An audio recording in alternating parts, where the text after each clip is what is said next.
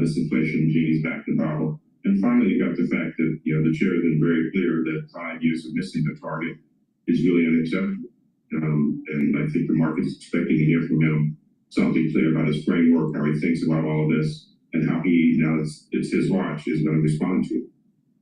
How about people that come in and argue that some of the problem areas of inflation have started to look better, like shelter or services or even, I don't know, even wage pressure? Have you seen positive signs in some of that data? Absolutely, there were positive signs of some of it, and as you point out, the last reading was a relatively positive surprise. But be careful, because coming in at slightly below 3 is not coming in at 2, and so these concepts of positive surprise, etc., are against the backdrop of inflation that is certainly running hot. Even if it's less hot than it had been before, it doesn't mean that it's definitively on its way to 2% over the next probably 3 or 4 or 5 quarters. And I think that's the Fed's dilemma right now. Things are improving, but from a very bad base. Yeah, we all like to live in interesting times, and the Warsh Fed is just for a lot of really interesting conversations that we've had, and arguments, family fights, which the chairman apparently likes. So I could ask you, I could ask you about whether you like the whole idea of less transparency, and you're on your own. And then yesterday it was fascinating to see the interplay between Treasury and the Fed and a financial reporter. Did you see the whole thing? You probably didn't like that. I didn't love it. I know that as a reporter. Me as not a journalist, sort of was tickled by the whole thing. What did you hear? I said me is not a I like that. But that's not a surprise to you. That's not a surprise to you. What do you make of all that, Roger? I think 2 or 3 things. Clearly, the Fed needs to be clear, influence communication. Certainly, some of the things they've done that portend the future are sort of confusing, so consider the dot plots, etc. On the other hand, the market does want some degree of transparency. It's called, the reaction function. How is the Fed likely to react? And I think Chair Warsh is going to eventually be forced to say a little more about the future than perhaps he wants to. On the back and forth between Fed and Treasury, the standard has been very, very clear, which is the Fed is responsible for monetary policy. Treasury definitely takes the lead on fiscal policy. The Fed tends not to comment. And generally, Treasury is not commented, at least in the last 3 or 4 administrations, on monetary policy. On dollar policy, which comes into play, frankly, the Treasury takes the lead, the Fed helps to implement. So I think the rules of the road are clear, but obviously reporters like to report, tit for tat, and what's exciting is disagreement, not agreement. So I think the Fed has really got to focus on its mandate. It's got to be clearer about transparency. Because the markets, I think, deserve and expect a certain degree of transparency, knowing there's not going to be, forward commitments, because the Fed and markets are all very dated. Hey, Roger, there was another story in the Wall Street Journal just this morning about Kevin Warsh and these conversations he's been having, or the President of the United States has been having with him, apparently routinely. Curious of where you stand on that. I mean, it sounds like there have been periods of time where there have been conversations between the president and a Fed chair. It sounds like more recently that has not been the case. But from your perspective, how the markets read that? You should, with the cover, you should point out that the article says we have no idea whether they talked about Fed policy. They talked about the Iran war. They talked about the economy. They talked about all of vibrant. And I thought about that immediately, and I know Kevin. We've known Kevin. I would use him as a resource for, and if the president's doing that, I'm like, fantastic. No, but by the way, the reason I was asking him to contextualize it was because during the Clinton era, for example, there was close. There was lots of back and forth between Alan Greenspan and him. But we don't know if this. We don't know what are you doing with rates. We don't know what was going on. It's also hard to imagine that there's never a conversation that even touches on how they think. I mean, all these Hard to believe conversations that relate to too, each other. But Yeah, so look, let me, to answer your question, try to contextualize it. These conversations go on, they're quite frequent. The rules of the road are, let's talk about the economy. The president should be taking advice from someone as smart and insightful as the chair of the Fed, including obviously Kevin Warsh. So one shouldn't be surprised. One should recognize that historically there has been a degree of pressure applied. There are famous incidents when, the president has called in the chair to suggest a certain move to monetary policy. That is clearly off limits. I think here it's a little riskier insofar as we know this president has been very clearly dismissive in some sense, certainly critical of Fed policy. And so, and Kevin Warsh needs to show, as he has, a strong degree of independence. So I think these conversations will go on. I think they're newsworthy in this context because of the history of this president really backing Fed. I can use that word. Very Talking about newsworthy, Roger, before you go, I do want to get your sense of this big move inside of Google, Alphabet. I know you're on the board. I don't know how much you can say about it. But as we mentioned, Dennis, who I've known for many years, he really is the OG of all this. And Jeff also, one of the great OGs. I know you got a bench there, but how are you thinking about it? Well, what you said earlier is true, which is, I prefer actually not to comment on it. I know that seems very sort of disappointing. As a board member, I am calm and comfortable with the leadership team that we have there. And these moves are part of sort of a natural progression, as they were talking about in the press release. So I'll just leave it at let the press release speak for itself. The good news is obviously, there's a deep bench, and I expect we will continue to do quite well in this space as it has for a long, long time. in your survey, Roger, measure of CEO confidence. I mean, if you combine. Hello, my name is DrPaulCottrell. We are live streaming on Rumble, YouTube, and my website, the-studio-reykjavik.com. Thank you for joining. Please share the links and ask your social media to follow me so I can grow the channel. In addition, the market is open. So the S&P 500 is trading at 7,734. The rally that we've had recently is losing a little bit of steam. If you've been paying attention, I've been saying the year-end target is 7,800, and that as we are in the 7,600 to 7,800 range, take a little bit off of the table and put it in cash or cash equivalents, but still have a decent amount in equities. So what I did was I moved about 7%, 7 to 8% into cash, just kind of waiting it out. It's very possible that we see a drop in the S&P 500 this year or the beginning of first quarter next year to 7,200, 7,000, or 6,800.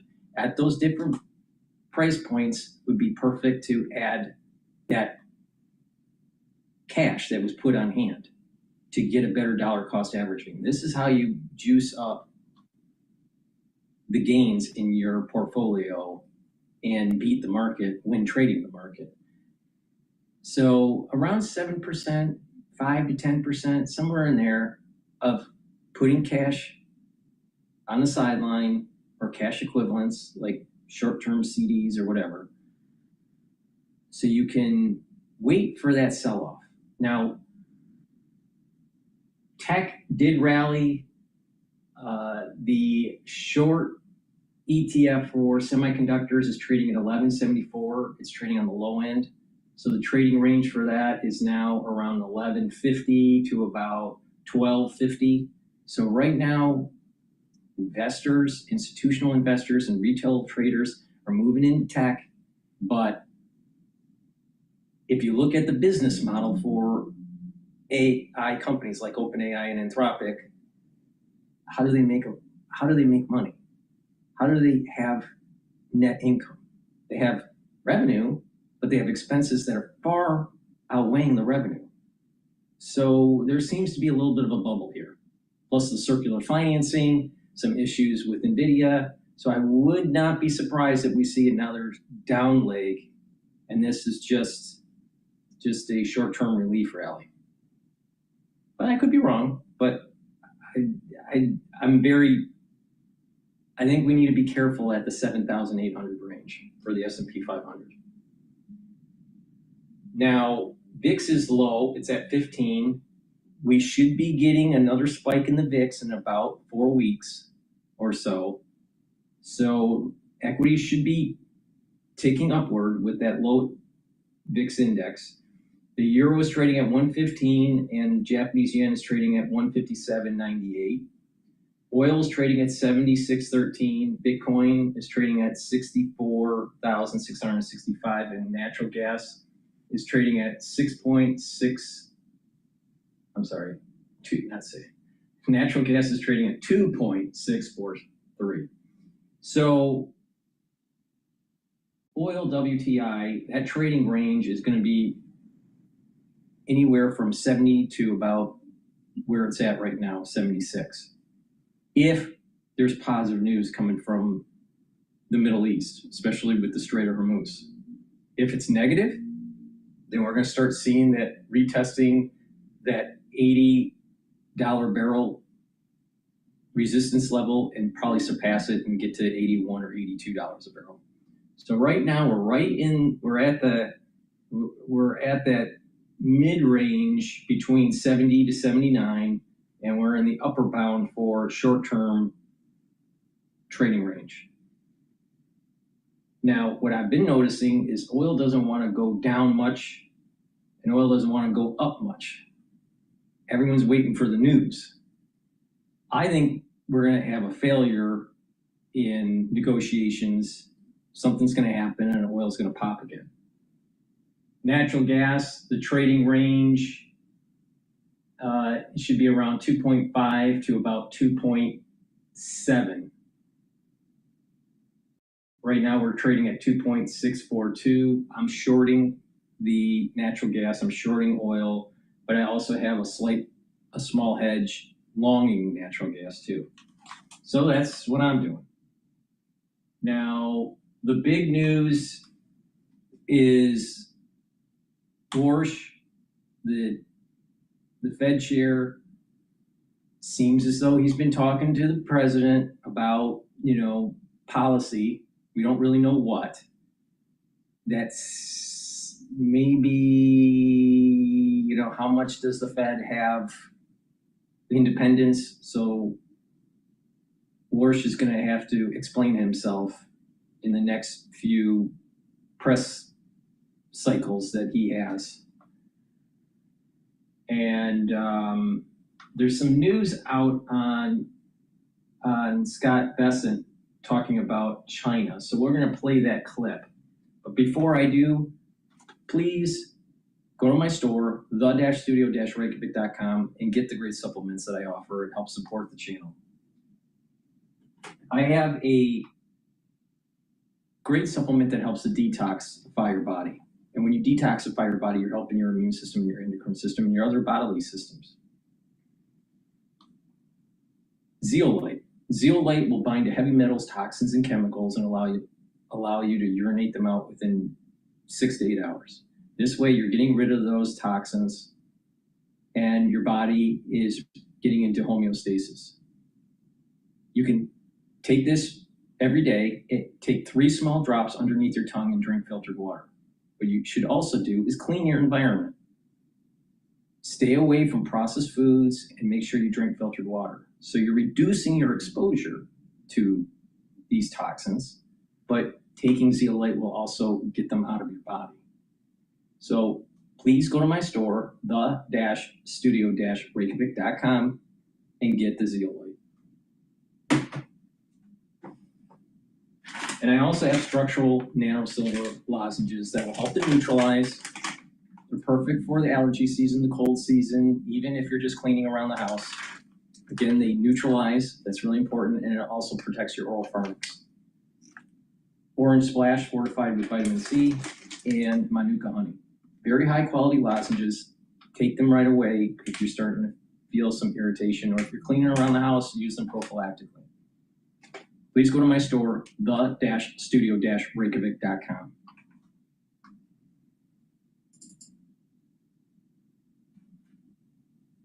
I finally found a tool that the top teams in tech are obsessed with right now. When the people behind companies like Vercel, Shopify, and Intercom, military equipment from our #1 adversary is absolutely. Welcome back. China retaliating against Washington's latest restrictions on drone exports. The Communist Party now banning 6 U.S. entities from engaging in trade with Beijing. The move coming after the U.S. targeted Chinese companies over national security concerns and forced labor concerns. Drones now a defining technology on the modern battlefield. The escalating fight between the U.S. and China over global manufacturing dominance, setting the stage for President Trump's expected meeting with Xi Jinping in September, when the communist leader comes to Washington. Joining me now is the Gatestone Institute Senior Fellow, Gordon Chang. Gordon, good to see you. Thank you so much for being here. So your reaction to China now trying to retaliate against the U.S. On doing business on trade? Good morning, Maria. I think the most important thing about the Ministry of Commerce actions yesterday was that they were not as impactful as the measures that the U.S. has imposed on China recently. And that shows you that the Chinese know that they don't have the ammunition. Right now, Xi Jinping has a critically export-dependent economy. That's the only way that he can grow GDP. And that means he needs access to the U.S. market, which means he can't irritate the Trump administration that much. So it's important for the United States to keep Chinese equipment out of our critical infrastructure. And I think it's actually pretty good that we're not getting Chinese drones, because we need to build our own drone industry on an emergency basis. Well, that was the most incredible thing. For so many years, we were buying drones from DJI, a Chinese drone manufacturer. And here we are openly saying that China is our #1 adversary, and we're buying, military equipment from our #1 adversary. It is absolutely incredible that that went on for as long as it did. And we still have so many DJI drones in our arsenal, do we not? We do. And, just as recently as about 15 months ago, we had the Secret Service buying Chinese drones for surveillance and use in the White House grounds. These drones can easily be used to send information back to China. It's just insane. It was just insane. Exactly. Talk about the fox watching the hen house over there. But look, I want to get your take on specifically what China is doing, because Scott Bessent was pretty clear when we were talking about the race to win on AI, when he joined me just a week or so ago, a couple of weeks ago, when he said that we will not stand for theft when it comes to our AI models from communist China. Watch this. We are finding watermarks of our U.S. large language models on many of the Chinese models. The U.S. government supports open source, but what we do not support is IP theft. The other question might be, should companies that are using Chinese models have to disclose that to their customers? These models have to be held to the same standard that U.S. models are, but more importantly, are they using stolen materials? There's a very technical AI word for it called distillation, but you and I would call it theft. What about that, Gordon? We know that China has been stealing intellectual property from the United States for decades now. Are they doing it on AI models? Well, they certainly are. And I love the Treasury Secretary, and I think he's doing a great job. But he needs to stop warning the Chinese and start imposing costs. On July 16th, we saw Kimi K3, the Chinese AI model. It was distilled from Anthropic's Fable. But there's no excuse for that happening, because on January 20 of last year, DeepSeek released its R1 model, which was distilled over ChatGPT-4, which was a violation of OpenAI's terms of service. So look, we know this has been going on for far too long. We need to stop talking to the Chinese. We need to start doing something, because they're not impressed by the Trump administration's words. Yeah, good point there. And we'll see what happens ahead of this meeting, or whether or not we'll see a reaction after Xi Jinping leaves Washington, the meeting happening in September. Silicon Valley, meanwhile, facing new scrutiny over whether American AI innovation is potentially helping China close the technology gap inadvertently. Startups working with some of America's biggest AI players, including OpenAI and Anthropic, are also providing training and technology to Chinese labs to build lower-cost models. Chinese researchers have reportedly used U.S. models to develop domestic defense AI capabilities. It's something we've been talking about for so long on this program.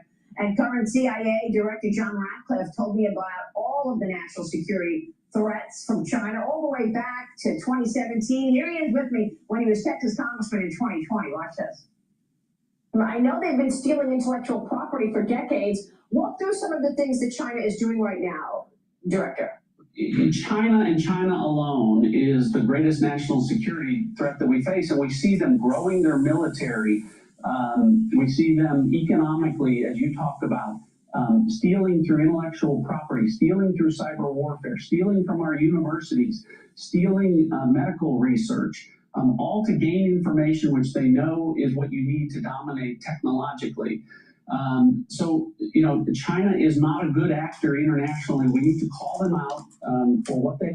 Finally, no more PDT rule. Now, traders of all account sizes have more flexibility than ever before to engage in the markets. And Hasty Trade has the tools traders... We need to call them out for what they are, not what they pretend to be. So he knew all about this, Gordon. He's the CIA director now. I'm wondering what kind of accountability we may see here. Now that Bessett tells us that there are watermarks on Chinese AI models. Well, we know what the problem is. As John Ratcliffe said in that clip, we've known it for decades, and that was a half decade ago. So the Chinese will continue to steal until we impose costs on China that are at least as great as the benefits they receive. This is not rocket science. This is an issue of political will, and the United States has very, very little of it, whether we're talking about the current president or his predecessors. We have just no political will to defend our economy. So the American people ought to be outraged, at the Chinese, but also at our political elites for not doing what is obviously necessary. Well, President Trump has his own way of doing things, and he's the first president to actually take on communist China. So that must be said. Now, he may do it in his own way in terms of, you know, a friendly way. He's my friend. He's, you know, and at the same time, shutting down windows for Beijing. But he is the first one to take this on.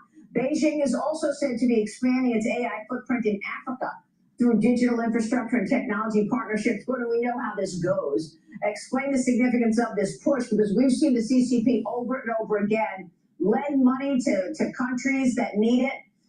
Particularly countries in Africa, knowing that they can't pay up, they'll take a port, they'll take, land, whatever, to actually become dominant in that region. Explain the significance of this push in Africa. Yeah, the important thing here is that the country that gets others to adopt its AI will dominate the AI race and the 21st century. And China is, with its open weight models, and very low prices or no prices, is getting other countries to adopt its AI. The problem for China, though, is that the Chinese investors, despite all of these great achievements that China announced last month, and they were two really important ones, not only Kimi K3, but also the deep ultraviolet lithography machine. These are really important advantages, but investors are fleeing the Chinese tech stocks because Xi Jinping has made it clear that Chinese companies aren't going to make money. And what they're going to do is flood the world and hope to get everybody to adopt their AI and then raise prices later on. They did this with solar panels. They're doing it now with EVs. The United States, we need to just have a reassessment of this. And this probably involves President Trump sitting down and talking to AI companies about how to get the world to adopt. Please go to my store, the-studio-reykjavik.com, and get the magnesium and zinc. Magnesium and zinc is going to help with your immune system and help with brain function. Many adults aren't taking enough magnesium to improve their brain function. Very important to take this supplement. In addition, get the vitamin C and magnesium. This helps with the immune system, helps with skin health, and helps with brain function. You can stack them together, which I highly recommend. Please go to my store, the-studio-reykjavik.com.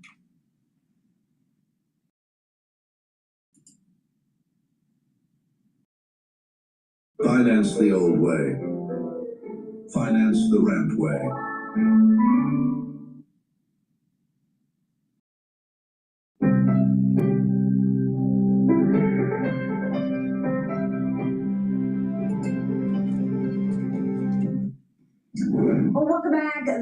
the Senate taking shape, and a major Democrat primary victory in Michigan this week is sparking a fight over the future direction of the Democrat Party. Abdul El-Sayed's win over Haley Stevens for Senate candidacy, celebrated by progressives as a sign that the party base is moving in a new direction. Here's Sayed after the victory yesterday. Watch. We took on a machine. You're not supposed to be able to beat $70 million of outside spending. A record amount of money spent in a campaign against a Democrat in a primary in any campaign. You're not supposed to be able to beat that. And what we showed is that the power of our many is greater than the power of their money. Senator Bernie Sanders called the victory, quote, unprecedented, while progressive commentators like... Now, Sayed, El-Sayed, is a communist, right? Just in disguise. He's truly supported by AOC and Bernie Sanders. Now, he doesn't want to label himself as a DSA candidate, but the DSA organization is supporting him. He never states how he's going to pay for his social programs. Same problem that we had with Mondani in New York. But there's something bigger going on across the country. Islamification of the political process within the United States at all levels. Federal level, city level, and state level. So what do we need to do? We need to push back. Even if you're slightly left or slightly right or middle of the road, these policies that these progressive candidates are pushing, we cannot afford. We cannot afford this Medicare for all. How are we going to afford all of this higher spending in education? Meanwhile, the educational system sucks. It's only giving good money for bad outcomes. So El-Sayed, he doesn't say exactly how he's going to pay for it, except tax the billionaires. But once you tax the billionaires, it goes down to middle class. The taxation will go to the middle class. That's what's happening in New York.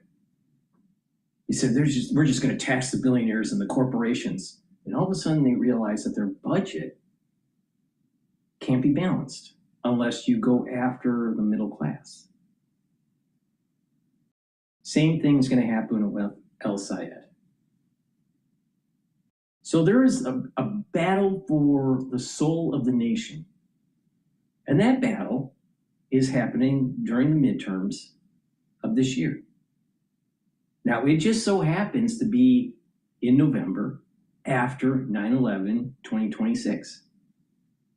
The curse that I keep on telling everyone about is going to start 9/11, 2026. It's very possible that if the United States doesn't do the right thing, that further economic hardship is going to manifest itself for the next 2 years. You can see these things starting to emerge. This democratic populism, this democratic socialism is starting to get into the politic. The economy is kind of faltering. The AI bubble may be bursting. Job growth is anemic. We keep on hearing about low fire and low hire.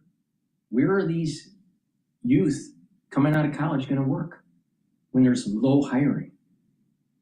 There's a lot of problems happening. On top of what's happening in the Middle East, our depletion of munitions because of the war. How do we defend Taiwan now? Are we overstretched? Our manufacturing capacity isn't there for ATACMS and Tomahawk missiles. What are we going to do? There are a lot of things starting to emerge that you can see that the curse can be initiated, can be activated. onto America, onto the United States. It's starting to emerge. You can see it. El-Sayed is dangerous. Just as dangerous as Mamdani.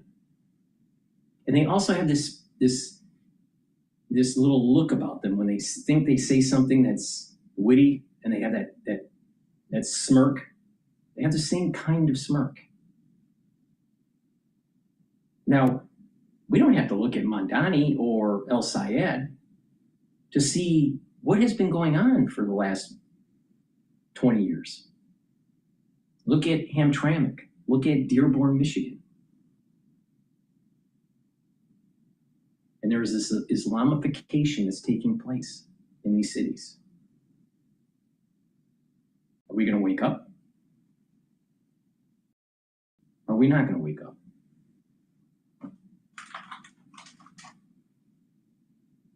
They literally want to destroy the Constitution. DSA wants to destroy the Constitution. They do not believe in a constitutional republic. They want to abolish the Senate, abolish the executive branch. Well, wait a minute here. This sounds like Maoism. This sounds like Stalin. This sounds like Lenin. And who's the grandfather of all this? Bernie Sanders. Not Colonel Sanders, Bernie Sanders. And everyone out there still has the burn for Bernie. Who literally had his honeymoon in communist Russia. Now, what the hell is going on here? There is an orchestrated effort to move the country towards communism. So people need to start waking up. Now, who's voting for El-Sayed in Michigan? The educated youth. And the educated, liberal, white. What?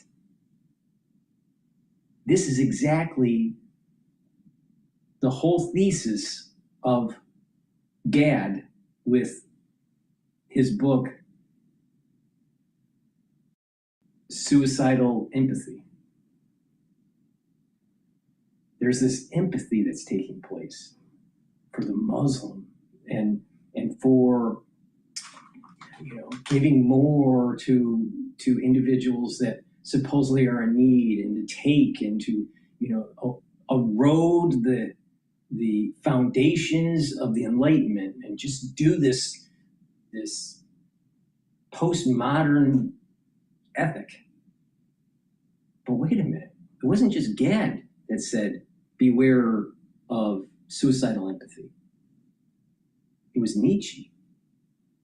Nietzsche warned people about this, what he called the slavery morality.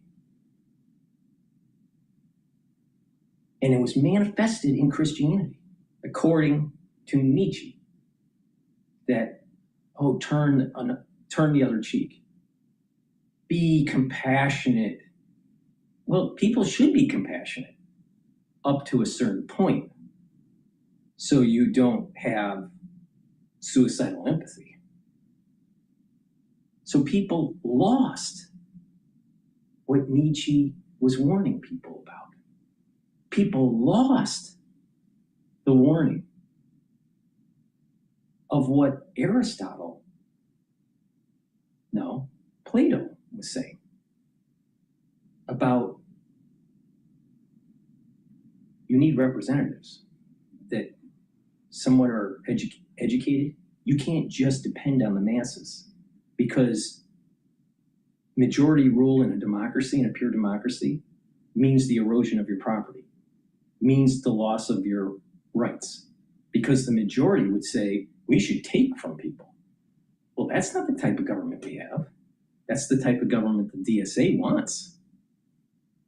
The type of government we have is a constitutional republic that's anchored in the Enlightenment. God, country, family, anchored with life, liberty, and property. But that's not the ethos of DSA. So we should maybe listen to Plato and be very careful of mob rule. Maybe we should listen to Gad and pay attention to suicidal empathy and listen to Nietzsche about the slavery morality, and that this is exactly what is happening in Michigan.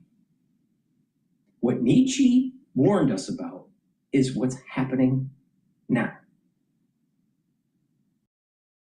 Now, we can go to even a contemporary philosopher that passed away in, I think, 2012, maybe 2014.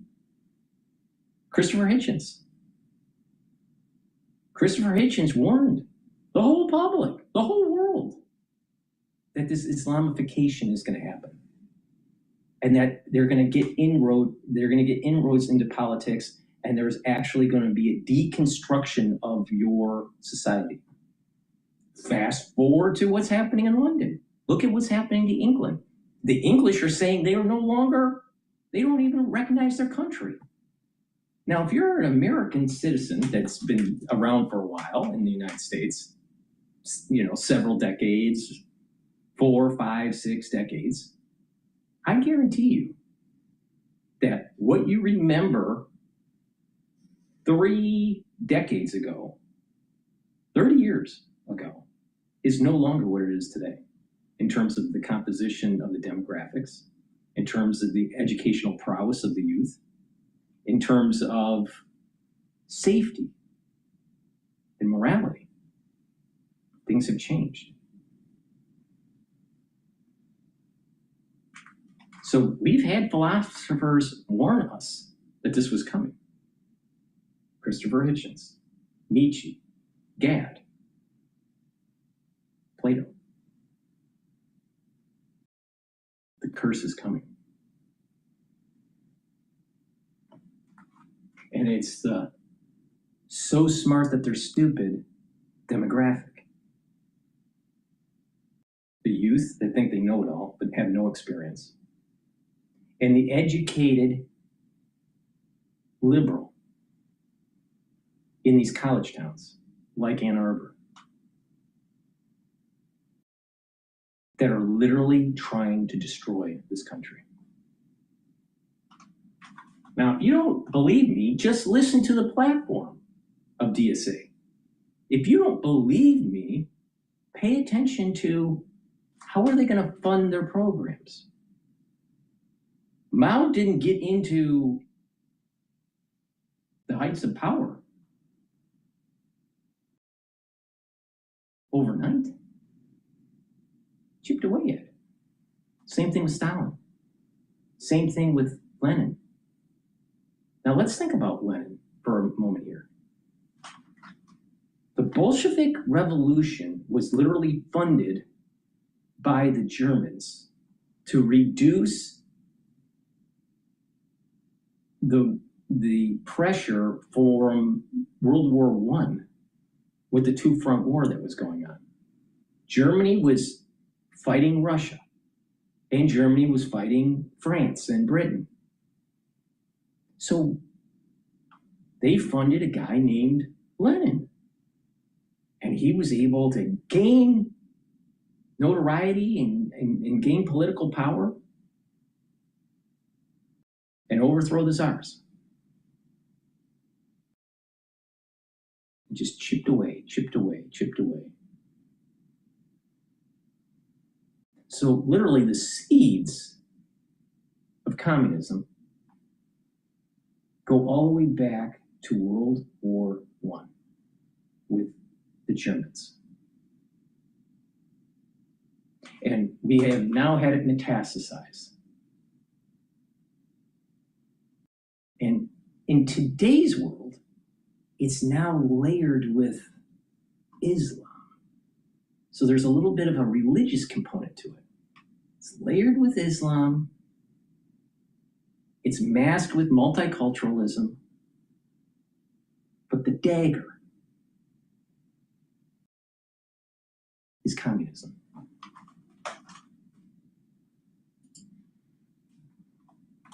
Son Tiker argue Michigan could be the start of a larger movement. Watch this. Do you see a progressive lane materializing that goes through Michigan for 2028 after tonight? Absolutely. But it's not just Michigan. This is just the beginning. These are never supposed to be swing states, and they will never be swing states ever again if I have something to do with it. We will hopefully continue this movement all across the United States of America. We'll go to every single state. Another key battleground race is in Wisconsin. DSA-backed gubernatorial candidate Francesca Hong is gaining traction there. The results could offer a look at how far this political shift will extend. Joining me now is the CEO of the Stagwell Group, Mark Penn, with us. Mark, great to see you. Thank you so much for being here this morning. And I know that Stagwell just reported a record second quarter, and we want to get to that in a moment. 11% revenue growth, 10% organic revenue growth. Congrats. You've spent years studying voters and political trends. I'm going to get to the growth story of Stagwell in a second, but first, give us the nuts and bolts here. How does this Michigan race play out, and what does that tell you about where the Democrat Party is headed right now? What can you tell us? Well, this is a full-blown crisis, really a 911 call on the Democratic Party. I think they decided to have a big tent, and that tent is being devoured by the Democratic Socialists. Look, this was a split right down the middle. El-Sayed didn't get to 50%. There was a third candidate who had already withdrawn, maybe had the votes that would have given Stevens a win. But it's a genuinely divided party at this point, as the DSA has driven extraordinary support among particularly those in college-educated voters who are actually, relatively doing pretty well compared to the working class and minority voters that voted for Haley Stevens. So this attraction to socialism, without really understanding what it means, because I asked in my polls, well, you're for socialism, do you think everybody should make the same, or do you think you should earn according to what work you're doing? They all say work according to what I'm doing. They don't actually believe in something. I say, well, do you think the state should own your house? And they'll say, of course not. I should own my own house. Do you want to own your own business? Of course I want to own my own business. So they have no idea what they're voting for. That is wild, Mark. Those are really good questions that you pose to everybody. Let me ask you, does this most recent race in Michigan and the others that we've seen now, Mondani in New York, does this change your expectations for the midterm elections with Republicans traditionally losing the majority during a presidential year? Does any of this change that thinking for you? I think absolutely. It really will depend upon how effective the Republicans are in terms of their midterm messaging. Because a lot of the messaging has bounced off the Mondamis and the El-Sayeds. People haven't really effectively brought home how devastating they would or could be. They haven't written to small business people and say, do you want your business taken away? They haven't written to homeowners and said, do you think your home should be owned by the state? They haven't written to people who like their doctor and say, do you want the federal government directing your entire health care?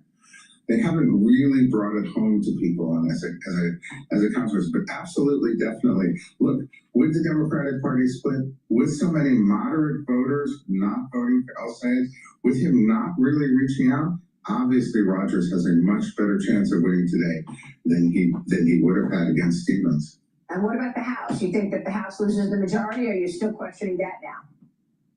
Well, conventional wisdom still goes, but I think this is an obvious opportunity. I think also, Maria, it is interesting that the economy itself is just generally a lot stronger than perceptions of the economy. That's right. And I think that perception gap on the economy is something that the Republicans have been unable to shake so far. Yeah, all right, let's talk about your company, because your company, Stagwell, is growing faster than peers. You reported yesterday record second quarter with 11% revenue growth, 10% organic revenue growth, record new business as the political advertising cycle is ramping up. The stock is lower by almost 4% right now. Give us your sense of the quarter. You raised your full year outlook as a result. What's driving business, and how are you taking market share from competitors? Nice move in the stock over the last, as you can see, a couple of months there, which is now trading at $8.85 a share. Yeah, we're up almost 70%. I tried every type of ED medication, Viagra or sildenafil, and Cialis or Tadalafil. I know this works for some. Yeah, we're up almost 70% of the year, and I think while a lot of our competitors at WPP report shrinking 5%, our digital transformation, for example, is growing close to 20%. Our overall company is in growth mode. Our net new business is at a record. Our stock has been very much in general on a tear to new heights because people recognize that compared to the rest of the industry, we have this incredible combination of creativity and technology that's been winning clients like IBM, Mondelez, Heineken, a record new $170 million of net new business. That is awesome. That's terrific. So the political advertising is about to accelerate. What are you expecting in terms of growth rest of the year and into next year? And what about AI? It's transforming almost every industry we know, and the advertising world included. How much of the growth is AI versus traditional advertising at Stagwell? Well, if you take a look at almost everything today is related to AI, and we have a partnership with Palantir to bring AI applications in marketing to the market. So we have very strong AI products. Our engineers here that really bring AI to business and to marketing. That actually is the fastest growing part of the business. So people look at us as an AI winner, and that's absolutely, I think, a critical part of our growth story. Plus, we do play in the political sphere, and this is going to be record double-digit growth in political, double-digit growth in terms of digital transformation, and that creativity is going strong. So I think in general, too, the market is not giving up on marketing. Amazing.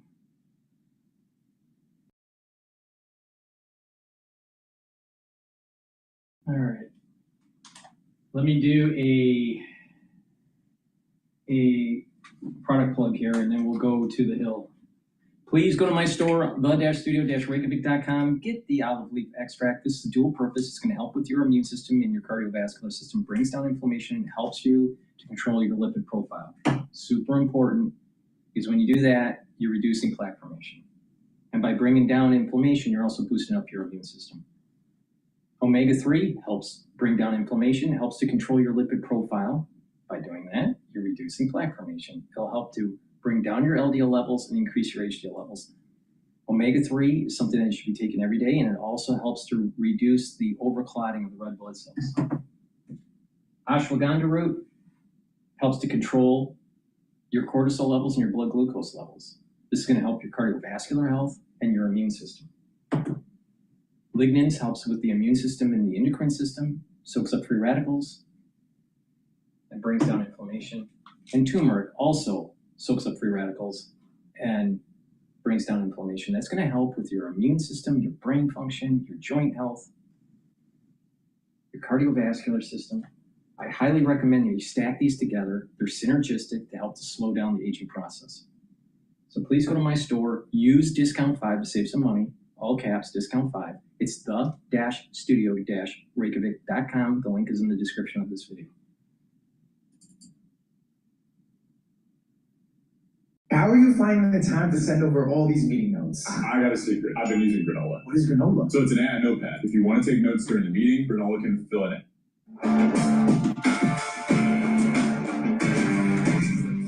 Viral X controversy, I'm weighing in. Now, sometimes you hear something so crazy, it stuns you into momentary silence. But Ross Douthat, the New York Times conservative ex-columnist, such a pro that he had a quick comeback for an insane liberal professor who proposed, quite simply, the stupidest policy idea I've ever heard. The exchange happened on Douthat's New York Times podcast, which is sadly coming to an end, or at least ending with him at the helm, since Douthat is moving to 60 Minutes. He'll no doubt be very successful there, and I hope we are still treated to moments like this. The guest was Samuel Moyne, a law professor at Yale, who has warned that older Americans and their political and economic interests are coming to dominate the country's political system. Hey, that's a take I even agree with. Regular Rising viewers know, boomers are bleeding us dry. I'm on board with the framing of this conversation, which is how older Americans hoard the future. Now, we can talk about all sorts of possible solutions to the problem that the elderly have most of the wealth and most of the houses, and they also enjoy virtually all the political power, and thus they derive the lion's share of the government benefits, mostly in the form of having their health care paid for. But this idea, is not the answer. I've gotten in some hot water for proposing we consider overweighting the votes of younger people or assigning the youngest eligible voters proxy votes for the unrepresented children of our country. What? So those are edgy. Why not assign them to those children's parents? Well, because there's a divergence of interest between parents and children. So in case you missed it, what he's proposing is compensating for the political power of old people by indirectly giving votes to kids who are under 18, but they can't vote. So we actually assign those votes to young people who are over 18. So basically, if you're a little kid, you still don't vote, but now someone, say 19 years old, gets 2 votes, theirs and yours. Dowd raised an obvious objection to that, asking why we wouldn't simply give the kids' votes to their own parents rather than to some random 19-year-old. Professor Moyne countered that he doesn't think parents represent the interests of their own kids as well as this random teenager would. Here's how Dowd responds. And you notice, the school system has this idea that the parent doesn't have say of what the education should be. Have you noticed that? In the public schools, but it's also happening in the private schools. They don't want as much communication between the teacher and the parent or the student and the parent. So this way, the institution can program your kid. Now take it one step further with this proxy voting stuff. Well, if you program the kids to think differently than what the parents want, you'll be able to control the society for the future. Now, fast forward to where we're at with DEI and this DSA and this super liberalism and this over reliance on the philosophy of relativism. And we wonder how we got here. The school systems suck, but not just in teaching kids to read, write, and do arithmetic. They also suck because they're programming a group of people to actually hate the country, not know its history, not be aligned with the Enlightenment, not to have children that are God, country, and family. See the problem?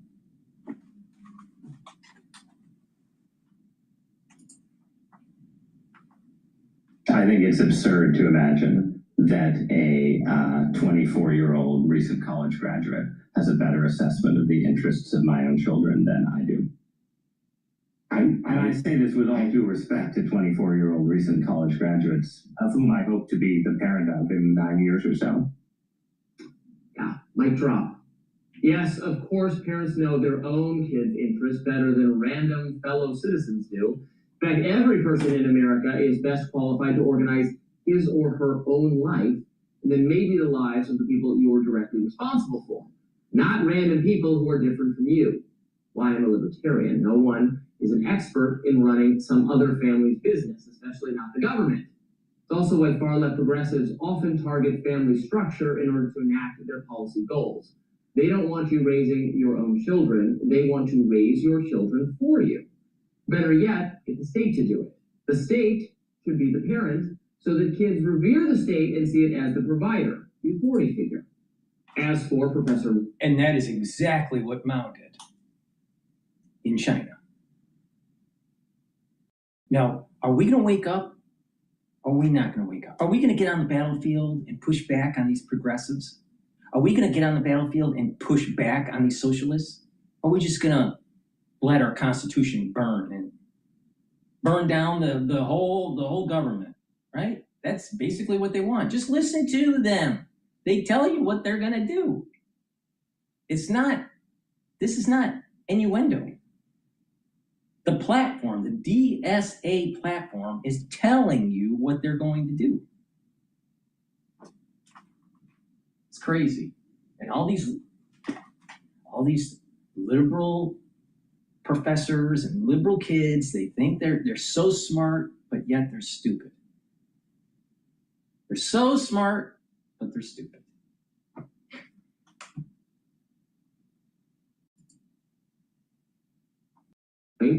He should leave this idea off his list of solutions for countering the power of the boomers.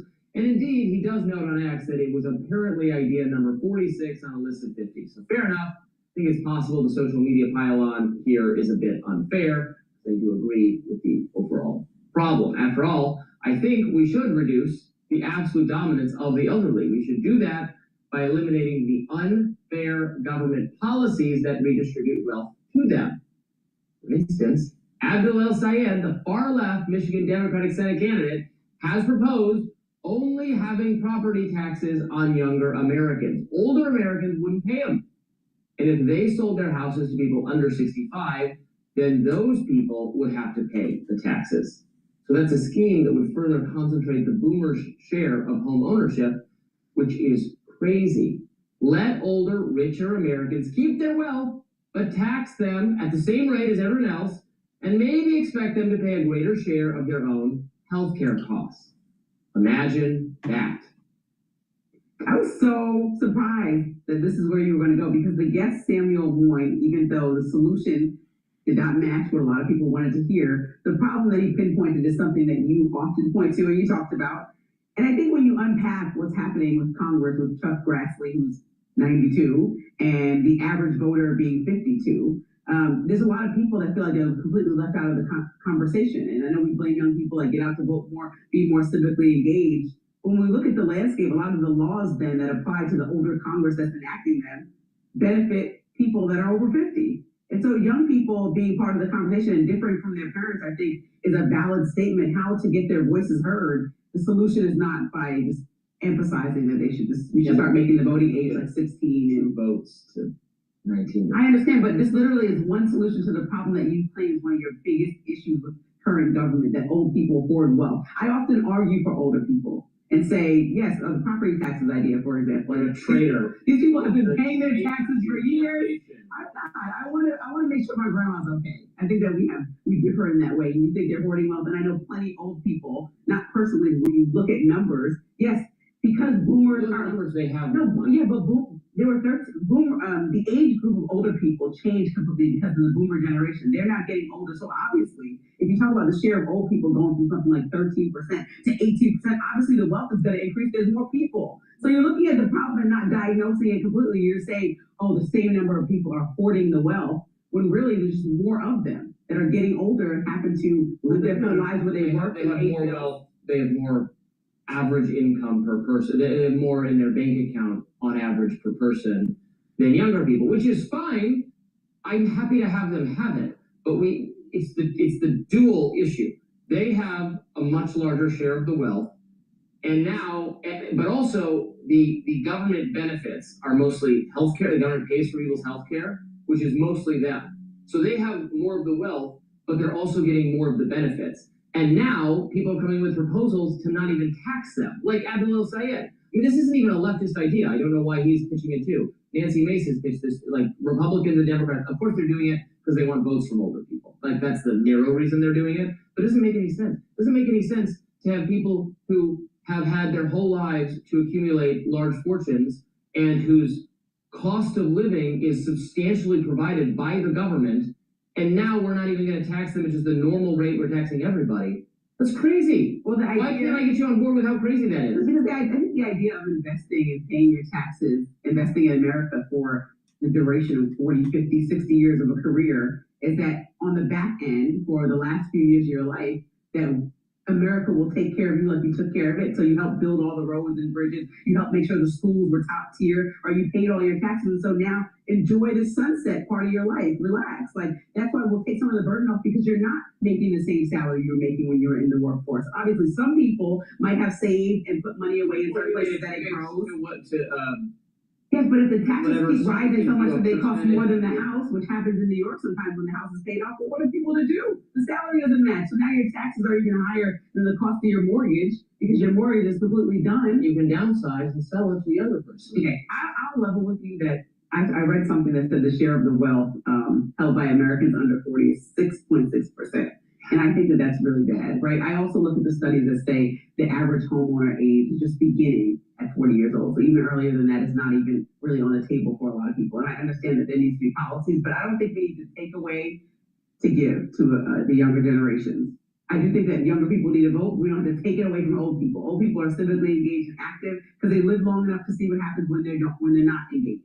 Young people are living their lives very self-centered, not really focused on elections in the way that they should be. At the time we designed this system where the government is going to completely provide for you in old age, people were only living like 5 or 10 years past retirement. Right. Now they're living 30 years past retirement. Which is a great thing.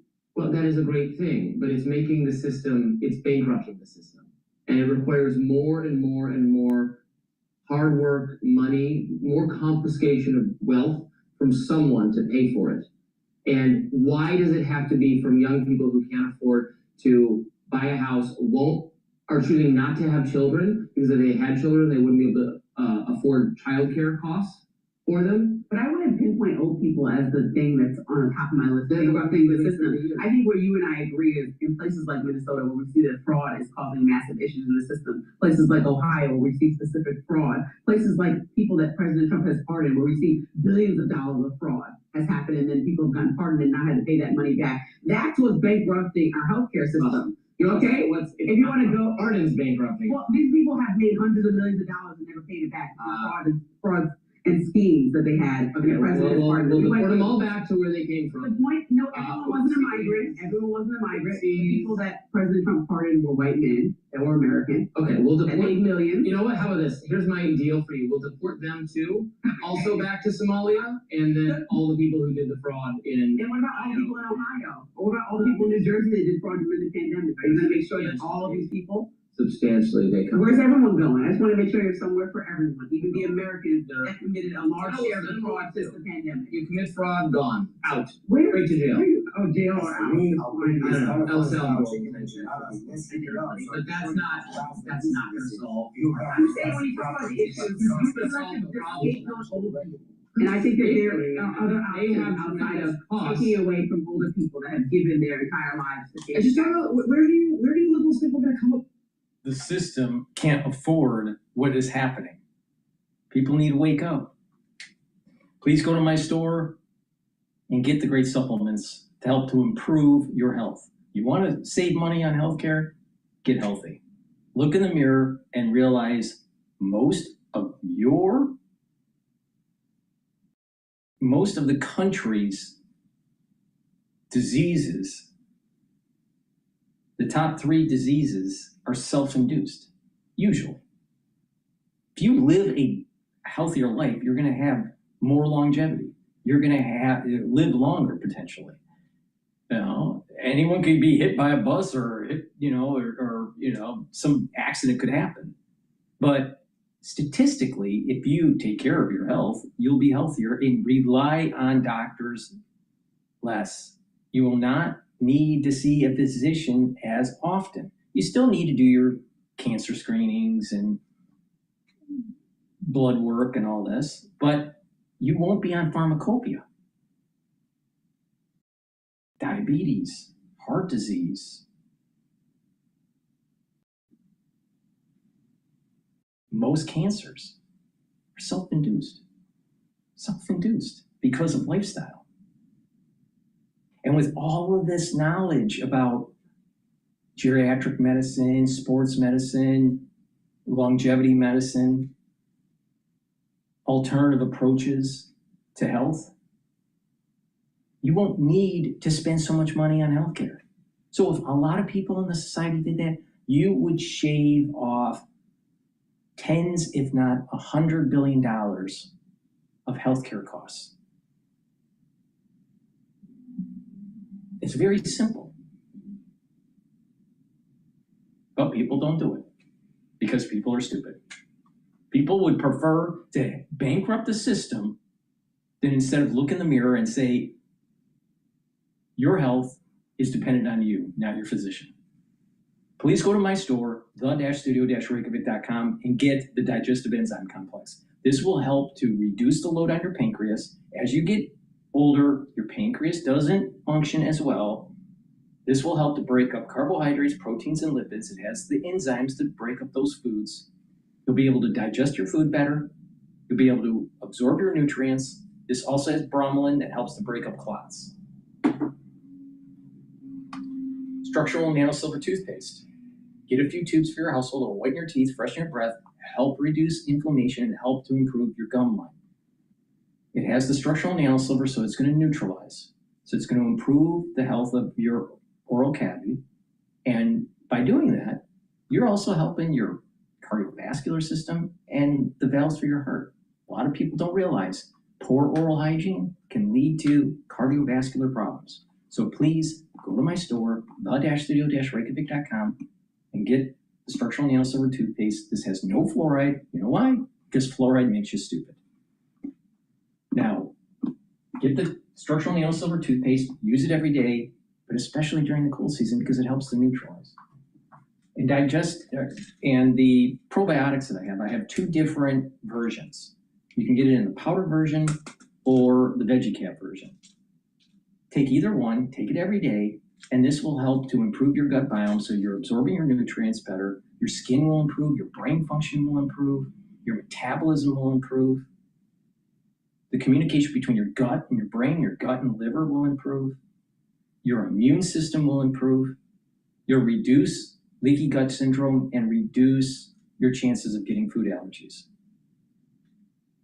Good health starts with a good probiotic. So please go to my store, the-studio-reykjavik.com. Use discount $5 off. So you can save some money. But get the supplements, use them regularly so it helps to improve your health. And that's how you reduce healthcare costs in the United States. It's a very simple concept. And it works. And it's grounded with hardcore science. So please go to my store, the-studio-reykjavik.com. The link is in the description of this video.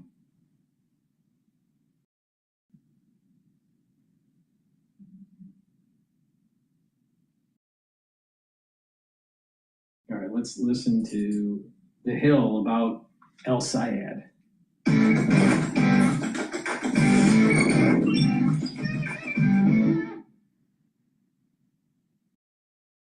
I'll keep this quick. We need a huge number of donations today to flip this U.S. Senate seat in Texas. If ever... El Sayed's victory isn't just a Michigan story. It's a warning to both political parties. Republicans immediately saw an opportunity within minutes of his primary win. President Trump took to Truth Social, calling El Sayed a, quote, communist, reviving false claims about election fraud in Wayne County without, once again, offering any kind of evidence. He said, quote, the communist who is not liked in Detroit is potentially in vote counter trouble. The radical left socialist has a real shot, and don't discount all those fake mail-in ballots that will surprisingly show up at the last minute. Get ready for another rigged election.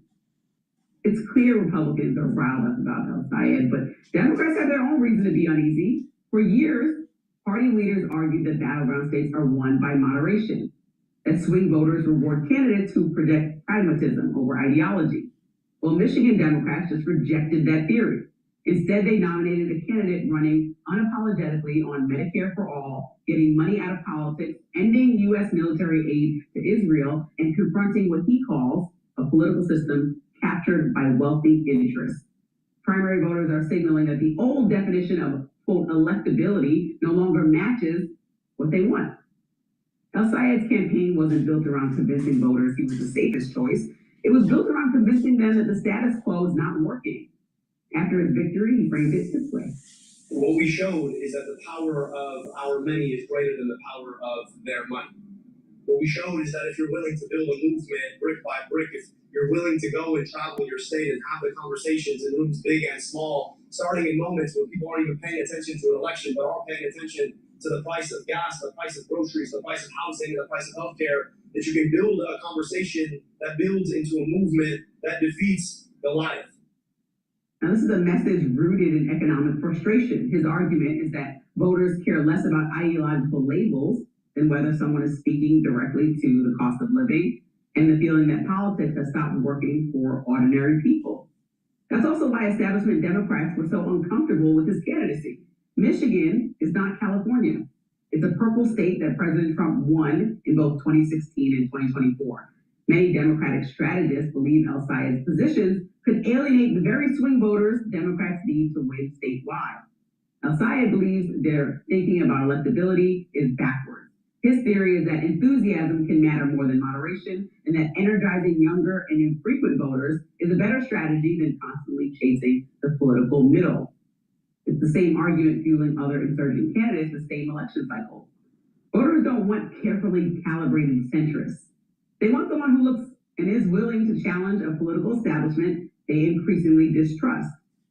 During a campaign rally earlier this year, El-Sayed was asked about his relationship with controversial streamer Hassan Piker and said, quote, "The Democratic establishment, the Republican establishment, they can't agree on everything, but they can agree that one shall not campaign with Hassan Piker because that's the most important issue happening in America right now." Now, the joke was really aimed at both parties. His message is that political insiders are focused on the wrong debates while voters are focused on groceries, housing, healthcare, and whether Washington is even delivering at all. The challenge now is proving that theory works outside of this Democratic primary. I'm actually going to start with a rare criticism of Donald Trump on this. I don't appreciate him making people feel like the election's already lost by saying a bunch of mail-in ballots are going to show up for Abdel El-Sayed and at the last moment it'll be a rigged election. That will inspire, that's a black-pilling tactic to make your own voters feel like they can't win and the system's against them. That's not what we're going for here. We Republicans want to defeat Abdel El-Sayed, should encourage their people to vote, and that was a little doom and gloom from him. Not a good strategy. Because defeating him is very important because he is tied to Hassan Piker, someone who believes that America deserved 9/11. Which is, Hassan Piker has said terrible things. And Hamas I condemn all those are A-OK in his book. The terrorist loves authoritarian China, dresses like a communist dictator. Can't imagine anyone on the Republican side campaigning. Oh, I'm glad you said that. I can imagine. In a Nazi Let me tell you, Trump was endorsed by KKK Grand Wizard David Duke in 2016, didn't say a word. David Duke was out everywhere telling people to vote for Trump, didn't say, and then 2020, so many people got on Trump's behind about not saying anything about the Grand Wizard of the Ku Klux Klan supporting you, that finally Trump said 4 years later he was racist. Finally, wait a minute. I don't remember Trump campaigning with a Grand Wizard of the KKK. Let me finish. Can you remind me when that happened? Let me tell you when Trump had dinner and hosted Nick Fuentes at the White House. No, Kanye that's West, not true. who's anti-Semitic. He had it with Kanye West. And Nick Kanye West there. brought Nick Fuentes. Oh, they don't do security checks. No, and ask for something. Oh, he didn't know. He didn't know his card. No one late knew who he 2022. Everyone knew who he was. He campaigned with Joe Arpaio. Remember the racist sheriff Joe Arpaio? He campaigned with that man after he literally ignored a court order for racial profiling all over Arizona. Remember that guy? He supported and worked alongside President Trump. So stop pretending like you care about who folks campaign with. You don't. All BS. You don't. I named I named a Ku Klux Klan leader. These are all people that support President Trump closely. He had them over for dinner. He campaigned with Joe Arpaio, who was obviously racist, and he is supported by David Duke. He did not campaign with the Grand Wizard. The only one you're pointing out that he didn't campaign, he was supported by KKK, didn't denounce it until 2020, 4 years after he'd been president. He had the other two for dinner who were anti-Semitic. You do not have to prophylactically denounce people who support you. You only have to do that if you willingly have them speak for your campaign. Like Joe Arpaio, like he did it. Like Nick Fuentes. You should. He racially profiled folks. What do you mean? He's literally got criminal contempt charges for racially profiling people in Arizona, and that's who he chooses to campaign with him. But Trump is always confused when folks say, well, some of your policies that don't align with thinking about the people of color in this country with historical things that have impacted them. He racially profiled people in that he profile who he thought were illegal immigrants to. By the way they look because of a racist standard. So, you know, like, migrants come from all different countries. Marginal. No, it's not marginal. And Nick Fuentes is who he was. If anybody campaigned with Nick Fuentes, okay, having him for dinner is the same thing when you're president. This is 2022. He did not invite Nick Fuentes. That's an endorsement. Kanye West brought. Anyone that comes to the White House, anyone that comes to Mar-a-Lago is thoroughly inspected, and their background is checked, everything. They're not just coming for dinner with the president. It's not that simple, Robert. Well, Nick, so I want you to hold the same standard. And wants I don't Democrats. care what he does. Democrats need to distance themselves. Is Obama at dinner with Nick Fuentes? No.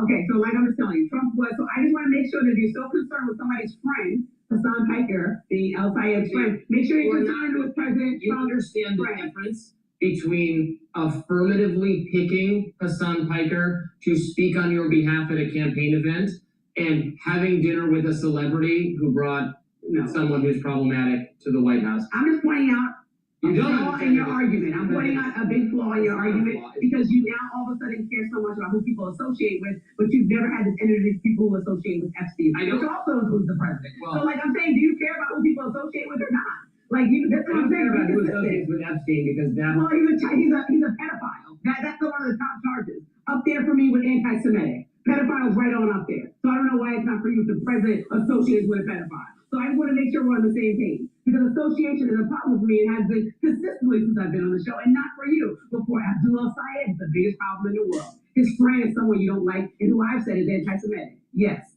Well, is anyone choosing Jeffrey Epstein to speak at their campaign? Jeffrey Epstein is dead. He's dead. I'm not.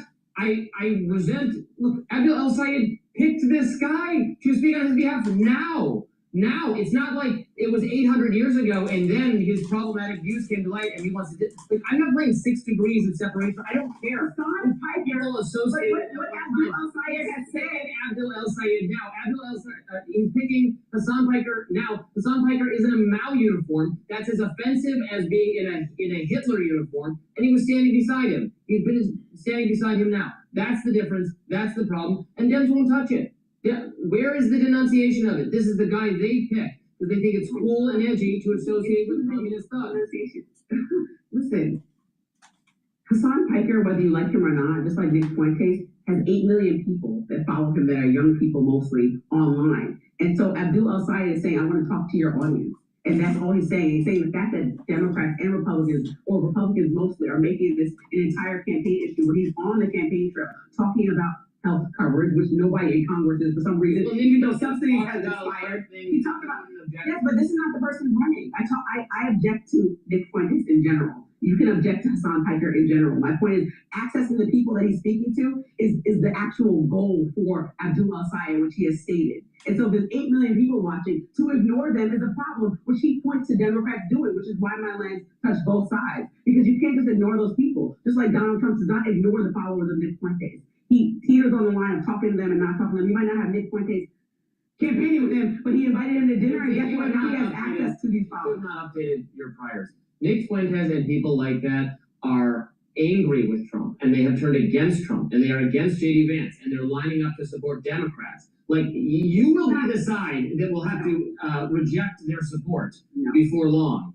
And I don't care if you do or not. What's happening right now? Nobody who's following Nick Fuentes is thinking about voting for AOC, so just stop. But that's not true.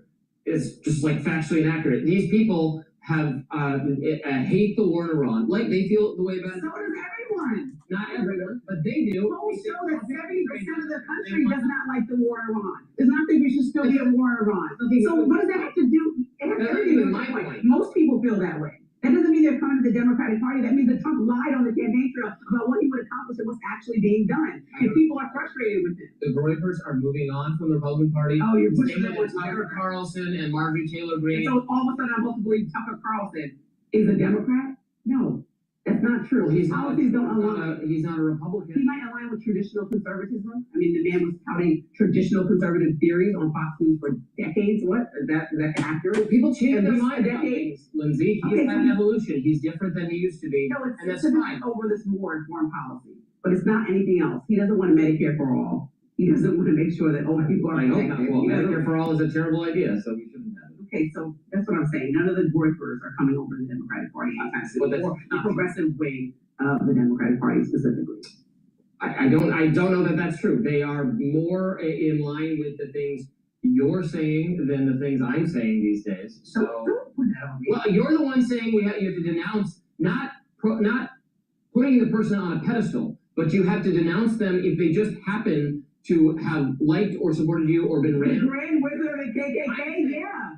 Does anybody disagree with me? Should you denounce support from the Grand Wizard of the KKK if you're running for president? Especially if you become president and then running again and have the support for a second term? Does Barack Obama have to denounce the support of Louis Farrakhan and the Nation of Islam? Who gives a... No one cares. It doesn't matter. A kooky person supports you. You don't have to do anything. You have to do something if you challenge them to speak at your campaign event. Then you have to do something. Is that fair enough? Is that simple enough? We don't do cancellation based on associations and past whatever. You just have to do it if you said, this person has authority to speak on my behalf and make a pitch to voters for me. Then you have to do it. That's my law. And we're moving on. Senator John Fetterman clashing with Jon Stewart over Israel on the Canadian podcast. Take a listen after the break. A curse is coming. A curse is coming. And it's going to start on 9/11/2026. Please go to my store, the-studio-reykjavik.com. Get the Clarity Factor. This is a very important neurostack to help reduce brain fog. It gets rid of that brain fog, allows you to concentrate. And when you take this regularly, what will happen is your dendritic connections will improve. You'll be thinking faster and have better memory. It's a very powerful neurostack that will help to improve brain function. D3 helps with the immune system. It's a gene expression cofactor. It helps get rid of cells that are infected. It forces those cells to go into apoptosis. Vitamin D3 helps with the cardiovascular system and also help to build denser bone. Stack this with the magnesium supplements that I have to improve the efficacy. Vitamin B complex, super important, especially if you're 40 years of age or older. The first 4 B vitamins are part of the electron transport chain. That will help to build up the ATP in your cells so you have more energy. This will help to rev up the cellular metabolism and help to protect neurons through vitamin B12. And lastly, resveratrol. Resveratrol is going to help to soak up free radicals, improve the health of the mitochondria. You'll have more energy. Resveratrol helps to get rid of cells that are in senescence. Resveratrol helps with youthful gene expression. And by taking resveratrol regularly, it's also going to help with your skin. It helps the basal layer where new skin cells are produced. This stacks really well with C60, especially for that basal layer. So if you want to slow down the aging process, please go to my store, the-studio-reykjavik.com.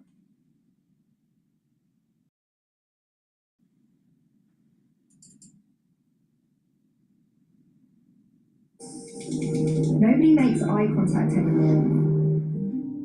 We look at the doc, the chat, the notes we're frantically typing. Well, welcome back. The Senate is scheduled to begin recess tomorrow, and then they're not back until September 14th. But Majority Leader John Thune is indicating they're not leaving town just yet. They'll likely be in here part of the weekend because he said there is, quote, a stack of stuff to do, including Reconciliation 3.0, which includes the Save America Act, the Clarity Act, the NDAA, defense money, and keeping government funded so the Democrats cannot shut things down right before the midterm elections at the end of September when current funding runs out. Joining me now is Louisiana Senator Bill Cassidy. Senator, great to see you this morning. Thanks so much for being here. Thank you, Maria. Good to be with you. Well, Senator, you've previously said you want to see offsets in the budget framework, and of course, we're all expecting that, given the fact that the parliamentarian has been very clear that you need to have offsets if you're going to have spending in the package. So the House delivered something with no offsets. Does that mean you're a no on Reconciliation 3.0 right now? No, without paying for it. You're seeing mortgages back up to like 6.8%. We cannot continue to spend money we don't have and expect no consequences. So the average person can't afford a home because mortgage rates are so high because the government is borrowing so much money. But I will offer offsets. If what we're voting on is so important, we should be able to pay for it, and I will offer things that will pay for it. So let's talk about that, because I know that the House Freedom Caucus is also where you are, and the House Freedom Caucus sent a letter to Mike Johnson months ago saying that any Reconciliation 3.0 bill must include strict dollar for dollar and year for year spending cuts to restore fiscal sanity, control the deficit, and delay the looming debt crisis. Senator, where can you identify those offsets and how you offset the spending that is required for defense, for example, and for these other things? Where are the offsets? So, Maria, to think that we can't find $350 billion in the federal budget, which is a several trillion, is kind of like, what? We can't? So I can't go to the Pentagon budget. But let's just say that there's one of my colleagues who has a bill that goes after fraud in government. And she says it saves $240 billion. $240 billion just going after the fraud that we know that is out there. There's other things where people are manipulating things in the healthcare system to drive up their payments. I'll put up a bill regarding that. And so there's another way in which people financing stock are able to trade on one way, turn around and sell it on another way, all avoiding taxes, not adding to the economy. There's a way to save money on that. And you put it all together, we more than pay for what this bill is. If this is such an important bill, and I think it is, then we should pay for it, and there are ways to pay for it.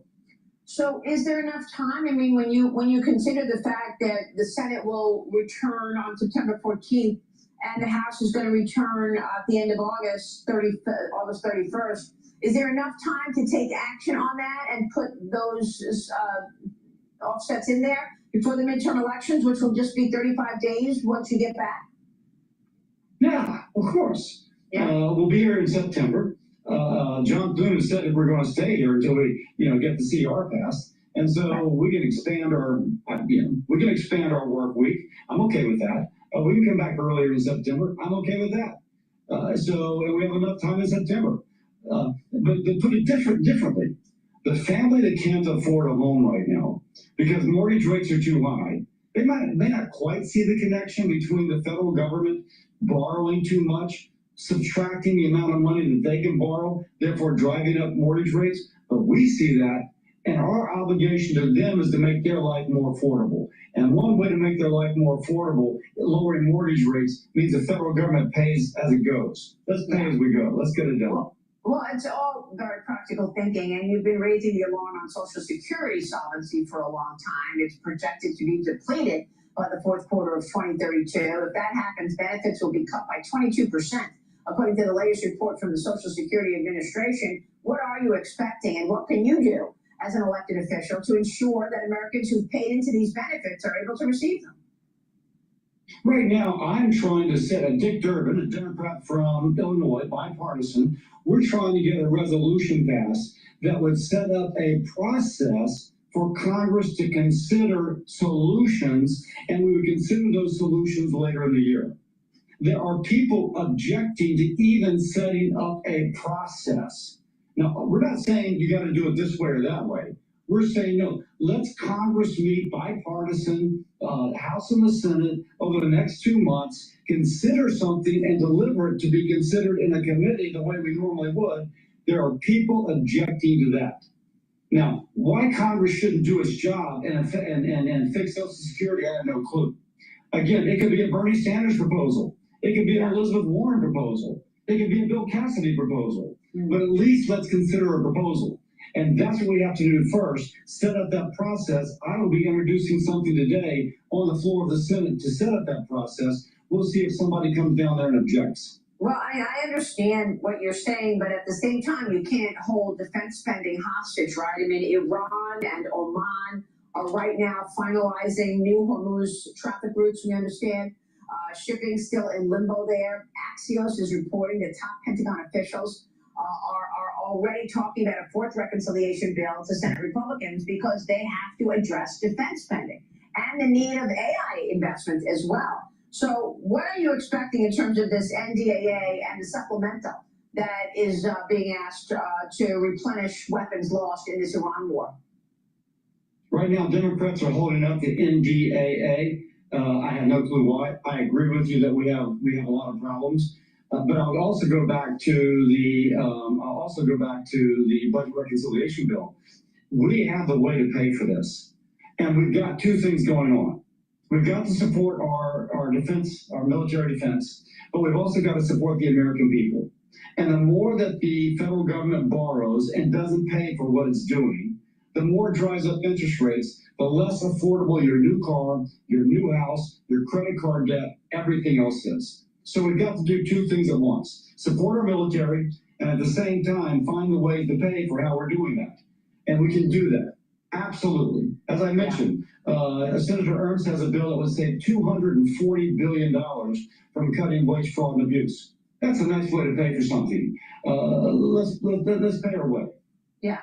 What about what's going on the other side? I mean, progressives scored major victories, certainly in Michigan yesterday and elsewhere, but far-left candidate Abdul El-Sayed defeated Congresswoman Haley Stevens for the Democrat Senate nomination. The race was closer than polls projected, El-Sayed winning by less than 1 point. And of course, she'll now face former Republican Congressman Mike Rogers in November. Before Tuesday's election, polls already showed Rogers beating El-Sayed in a head-to-head matchup. But Senator, I want to get your take on what you're expecting from the midterm elections when it comes to Republicans and what this particular race may say about the direction of the Democrat Party right now. First, Mike Rogers is a great candidate. He will represent Michigan well, represent the United States of America well, number one. Number two, the Democratic Socialists of America are the energy center for the Democratic Party. And people are not aware of their program. They want to work towards abolishing prisons. They want to defund the Pentagon. They want to get rid of the presidency, get rid of the Supreme Court, get rid of the United States Senate. They want to redo our country in a way which more... This is exactly what Maoism is. You vote for a DSA candidate, you're voting for Chairman Mao. Closely represents communism than it does what we have now. Now, by the way, for younger people who did not live through communism, you don't understand as the government becomes bigger and bigger, it just strangles individuality and freedom. It is un-American what they want to do, and that's the enthusiasm and the energy of the Democratic Party. Mike Rogers represents a bulwark against that. We need to support Mike Rogers. All right, we'll be watching all of that, and it is going to really heat up once you all are back from the recess. Senator, we'll be watching your work going into it and once you're back. Thanks so much for being here this morning. Thank you, Maria. Good to see you. Senator Bill Cassidy, we'll be right back. Stay with us.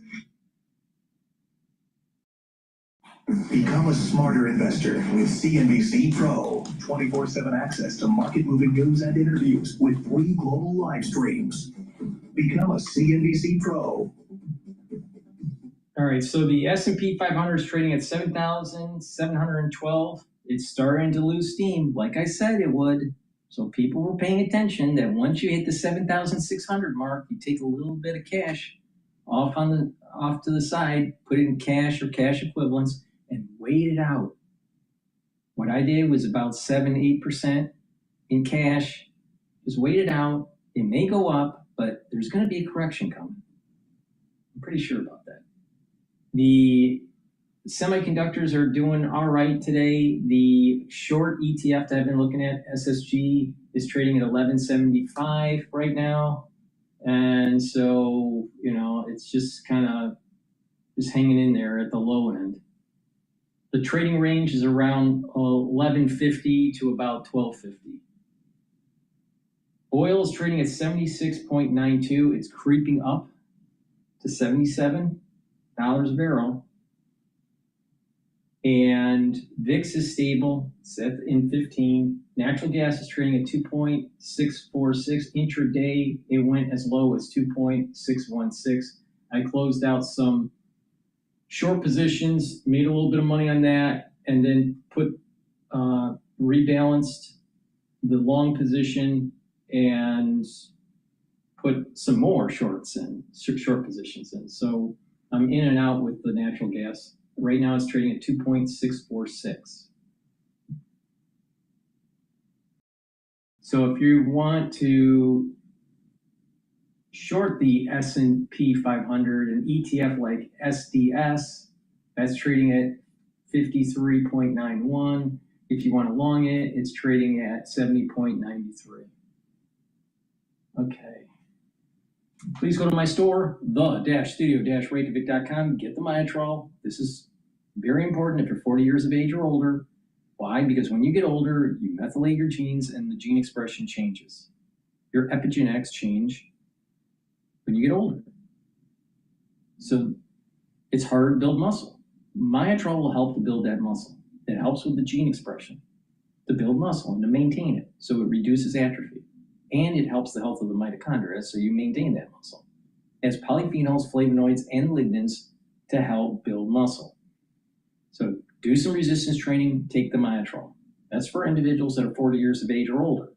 Now, if you're an athlete, younger or older, you'll also benefit from Myotrol. You'll be able to recover quicker after your workout and build the strength that you need for your sport.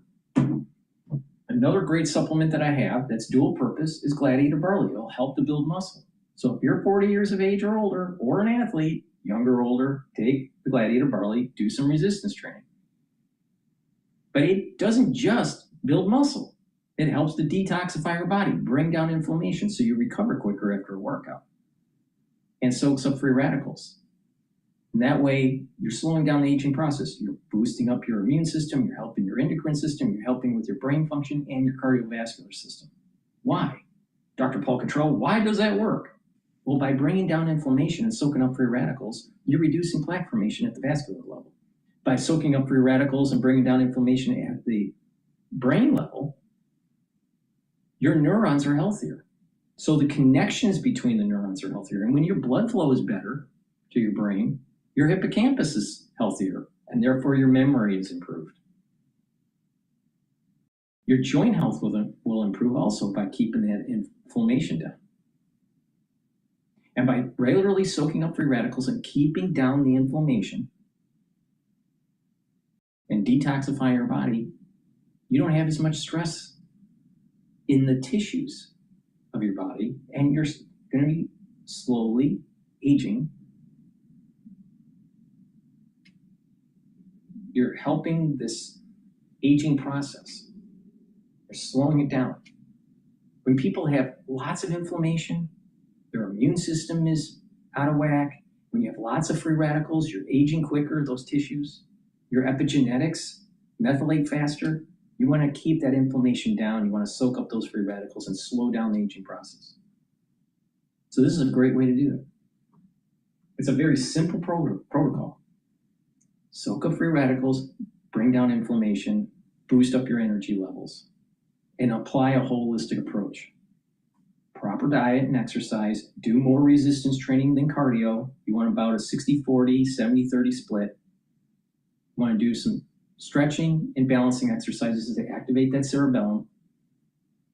Learn new things, talk to people, write. That will activate that brain function. Proper sleep. That will slow down the aging process and detoxify your central nervous system. Drink filtered water and stay away from processed foods. And when you do that regularly and take the proper supplementation to soak up those free radicals and keep that inflammation down and boost up those energy levels, you are radically slowing down the aging process. It's a very simple concept, and it works. And it's grounded in geriatric medicine, and it's grounded in sports medicine. So please go to my store, the-studio-reykjavik.com.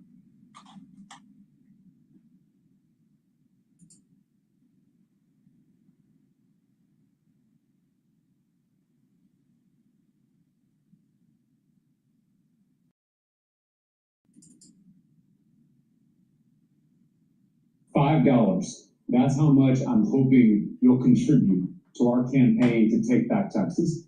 $5 to defeat the billionaire mega. It's a transformation of the Democratic Party. And what the debate within the Democratic Party is about, it's not only about ideology. I want to see billionaires start paying their fair share of taxes. I believe, as progressives do, that healthcare is a human right. We need Medicare for all. It's not only ideology that we disagree with the Democratic leadership about, it's how you do politics. So it looks like Bernie may be on to something. Let's take a look at some of these progressive upsets, starting with New York 14. As you can see, outspent $3.3 million to AOC's, a little over $300,000. When you look at Zoran Mandani, $1.6 million. Andrew Cuomo, big establishment candidate, $4.2 million. It was a little closer in this Michigan primary right here, but it's really not about the money when you look at these candidates. It's more of that Obama wing style campaigning. You go to the door knocking. I remember when people were talking about Zoran Mandani, many people said that they hadn't heard from Cuomo, but they got door knockers at their door 3 times. You look at the small dollar fundraising, why that matters to voters is you're talking about a wealthy person that's given, that's one vote. But when you're looking at these small dollar fundraisers, that is more people going to the polls. If I give you $20 out of my paycheck, I'm going to go and vote for you as well. And then you look at these young people. These young people are voting for the first time for these candidates, and they're bringing 3 friends with them when they go to the polls. And then a consistent message. These people know how to message to the voters. They're talking about the issues that matter to them. So why are Democrats supporting these candidates? So bring in a Democrat himself, Patrick Murphy, former Pennsylvania congressman. Now, Congressman, I know you very well. I've seen you on our program. You served our country. A lot of these issues that these progressive candidates support, you don't support. Why is the party coalescing behind them for the general election? Yeah, well, I think for the most part they're not actually, Lawrence. Even like in Al Zaid's case, right, in Michigan, he's actually not a Democratic socialist. He said, I'm a capitalist. He's a Rhodes Scholar. And I know there's about 250 Democratic socialists elected across Pennsylvania. You mentioned, Madami, obviously you're mayor there in New York City. But of the 250, Lawrence, there's 600,000 elected positions. You know what's not been shown? How many independents, like in your home state of Texas, 2.9 million independent voters. In Michigan, 1.3 million independent voters. It is the fastest growing party in America, dwarfing Republicans and Democrats, and certainly Democratic socialists. I just want to slow it down a little bit, because when I talk about some of the issues, he left the party of Democratic Socialism. He was once affiliated with them, but I think it's less about the label itself and more of the issues that they represent. So let's just go through some of it. And because I know you don't support this stuff. Reparations, abolish ICE, defund Department of War, get rid of the Senate, abolish, get amnesty for all immigrants, public ownership of large corporations. So when you look at the bulk of this is not something that you support, but you're doing it in the general election, and I just want to know why. Yeah, listen, I can't speak for Democratic Socialists of America. Right? I'm a Democrat, but I will tell you that a lot of those issues, and you want people out for door knocking, et cetera, in these campaigns, but Lawrence, is really coming down to affordability. I think people are losing their focus, and I say both parties, frankly, on the affordability issue. Democrats blame President Trump blames Joe Biden. The bottom line is this: gas is up over $1 in the last 2 years. Inflation not going down. Groceries still going up. So people are incredibly frustrated, Lawrence, and that's why you're seeing the same numbers. Lawrence, you mentioned, I appreciate you doing it earlier on. When I came back from Iraq, I ran for Congress, and I was independent most of my life, came back as Democrat, won, right? At that time, the President Bush approval rating was 37%. President Trump's approval rating right now, Lawrence, is 38%. When you looked at the generic ballot, Democrats were up 6.5%. Right now, they're up 6.5%. What does that mean? History rhymes. In 2006, when I won, 31 other Democrats won House seats. 6 Democrats won U.S. Senate races. That's why I think this is another wave election where Democrats are going to at least take about the House and maybe even the Senate. I hear you. But are you comfortable turning over the keys over to this movement? I know Democrats like to make the comparison to the Tea Party.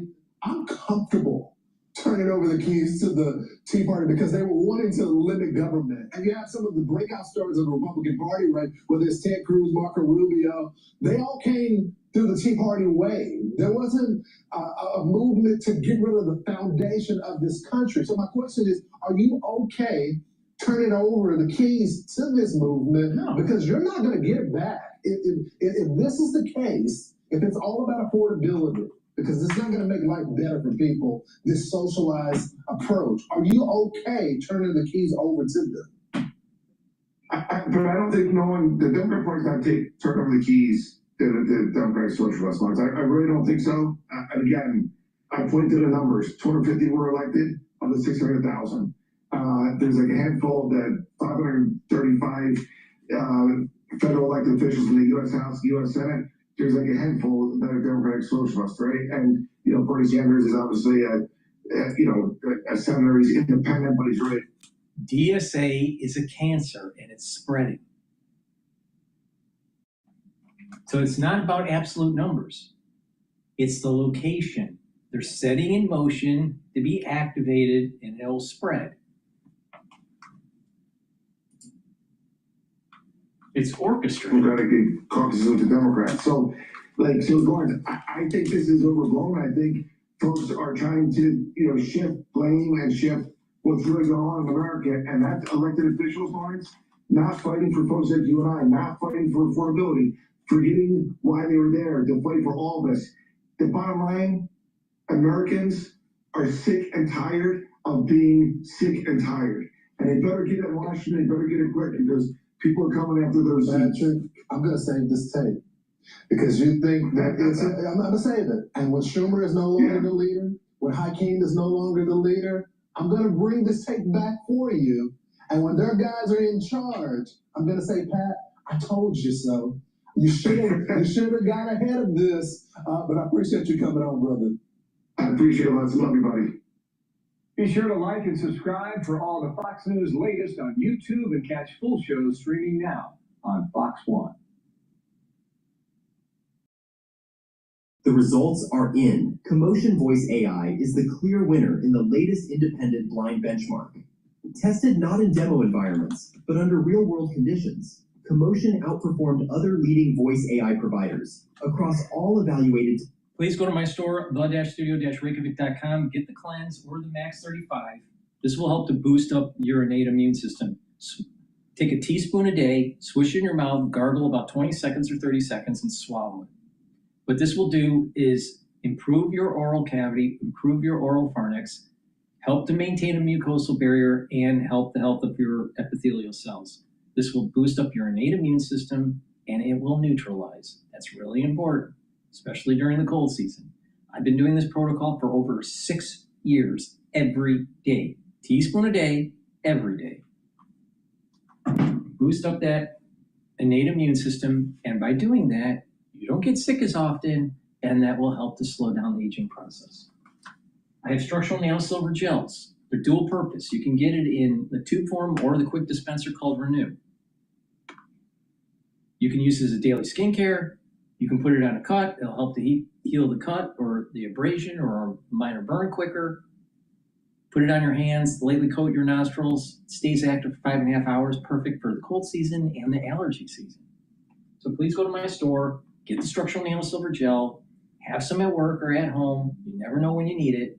And get the Max 35 or Cleanse. Use it every day to boost up that innate immune system.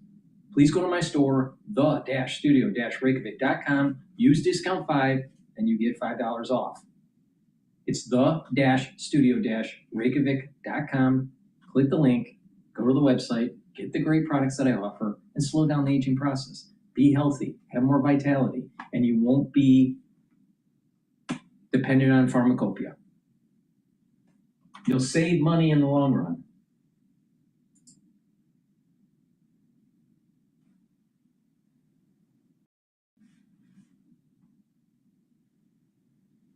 Morning Joe. What's going on with Morning Joe? The Iranian government said yesterday it is in the, quote, final stage of drafting an agreement with Oman over the Strait of Hormuz. The country's foreign ministry spokesman added that a joint statement would be issued if certain parties do not obstruct the process, seemingly referring to the United States. Iran also continues to insist on some measure of control over the strait, saying it will not go back to its pre-war status of being an open international waterway. The Trump administration previously had rejected any deal solidifying Tehran's control over the strait. Regional officials tell the Associated Press the draft deal with Oman is finalized and awaiting approval from Iran's supreme leader, who is believed to be wounded and has not been seen publicly since the start of the war. The officials add the potential deal as a temporary solution to the dispute over the key waterway and could pave the way for the U.S. and Iran to resume nuclear negotiations. Vice President J.D. Vance was asked yesterday on Fox News about where talks stand. Number one, the Iranians are extraordinarily difficult people. Number two, they have a fractured system. So there are people within their system who want the war to be over. There are also people within their system who are crazy radicals who want the war to continue. Our job is to navigate through that and get the best outcome for the American people, but for the President of the United States as well. And I do think that where we will ultimately land, it's going to be messy and it's going to take some time to get there. Where we will ultimately land, as you see, oil, I think, was at $79 today. Those oil prices are going to come down and stay down. Iran will never have a nuclear weapon, and the United States will be in a stronger position. But we're kind of in the middle of the game, and I think people are trying to prejudge exactly how this is going to go. Joining us now, President Emeritus of the Council on Foreign Relations, Richard Haas. He's author of the Substack, Home and Away. Richard, good morning. First of all, it's amazing to watch the administration discover that Iran is extremely difficult. Or the other day, President Trump said they're very duplicitous. You don't say Iran. Do you agree with his assessment of where things stand, and also your assessment just of what this potential deal with Oman could mean for the Strait of Hormuz and the war itself? I think there's a pretty good chance we'll get this deal, which at a minimum will lead to the reopening of the strait for some time. Where I think he has it wrong is Iran is going to have far greater control over the strait than it had before the war. It's in a position here to dictate which routes or channels ships use. They're not imposing tolls, but the MOU, Vice President's administration signed, gives Iran the right to impose tolls after 60 days. So that's a question of when, not if. So yeah, I think that's going to happen. The United States is going to have to openly lift its blockade, essentially to reopen the strait, allow Iran to sell some oil, lift that sanction. So yeah, so I think that's going to happen. The nuclear issue, talks haven't even begun yet. We're talking about years of dealing with the nuclear issue. It's going to be incredibly complicated. What I think we're looking at, Willie, is not a black or white situation. We're looking at a messy situation. It's at best an intermittent ceasefire. There'll be periodic problems. This or that Iranian proxy will attack this or that target or ship. It's not going to be neat and clean. It's certainly not going to be peace.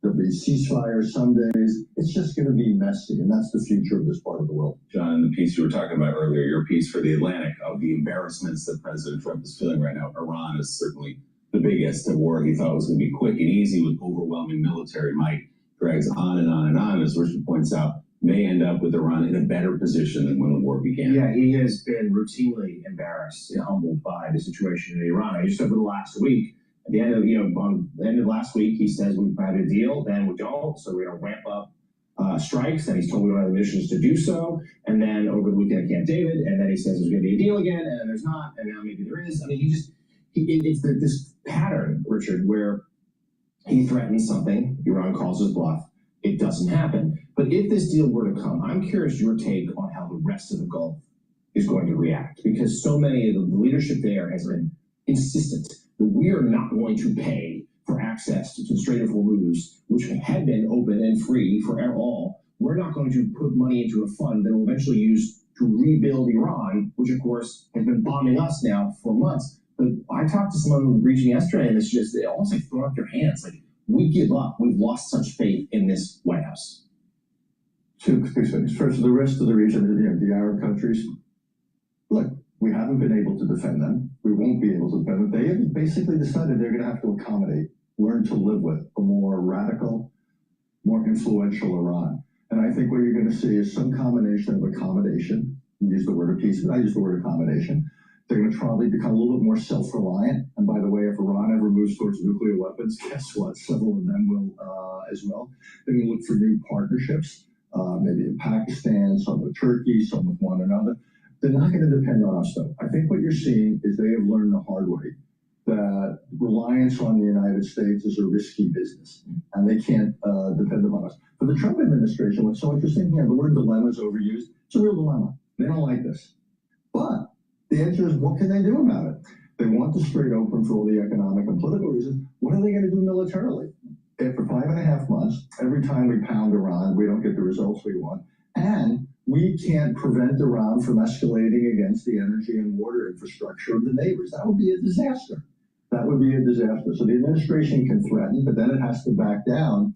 It can't use military force against Iran's energy infrastructure. You almost have a kind of mutual assured destruction thing. We can't go after Iran in order so they won't go after the neighbors. So the administration can talk tough, but at the end of the day, they are going to have to accept a more influential around this war. Let's just be blunt. Yeah. It will leave Iran better off for all the damage we've inflicted. It'll leave the United States worse off in this part of the world. And more broadly, it raises fundamental questions about the dependability and reliability of the United States. I think certainly all of that is true. I think the other piece of it that strikes me when I hear the vice president speak about this is the fact that he's saying we are in the middle of it, when the president has tried repeatedly to say, well, it's wrapped up, we're in the MOU, the Hill is trying to figure out which way is up in terms of, is it an active conflict or is it not, though clearly it is. And I wonder, when you think about the ways that the Iranians are continuing to exercise their leverage over the strait, what are the ripple effects of that? Put aside the fact that the Middle Eastern countries are starting to make deals because they are recognizing what the landscape is. What are the practical implications of the Iranians continuing to leverage their control of the strait? It's everything we've been talking about. Yes. It basically means but going forward, Iran was in some ways had the worst years possible after October 7th. Yeah. It lost the regime in Syria. It lost control of its own airspace. Its proxies were getting hammered. Iran has emerged from this in some ways as the most influential local state. That's not going away. America's relationships with its partners in the region are clearly frayed. These countries are essentially on their own. Energy prices are going to be somewhat higher than what were they, $3 a barrel before the war? At best, we're probably looking at $3.50 or something like that. The pressure on nuclear weapons isn't going away. As bad as the strait is, the situation, the issue of Iran's nuclear program, more people in Iran want nuclear weapons now than before the war. A lot of them are saying, we never would have gotten attacked had we got nuclear weapons. Iran is more radical than it was before the war. We've achieved regime change, just not in the way we wanted to. We brought about a more radical regime. So the nuclear challenge is enormous, and it's sitting out there. So again, this war did not resolve things. And what's so ironic? Think about it. The national security document of this administration wanted to dial down American involvement in the Middle East. It's going to be very hard to do it, or if we do dial it down, we're going to end up with the Middle East that's much less supportive of American interests. Yeah, if Iran's going to end up with North Koreans, where they feel like they need those weapons to guarantee their very survival. Yeah, and to your point about gas, 406 this morning, it was 317 a gallon a year ago.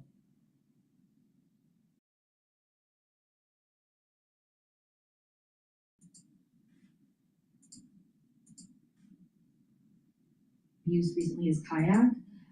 So you can, tell it exactly what trip you want to take, when you want your flights, and it will give you all the flights that are bookable right there on the platform. So they are making advancements, but I do think that there is a longer term threat from these LLMs.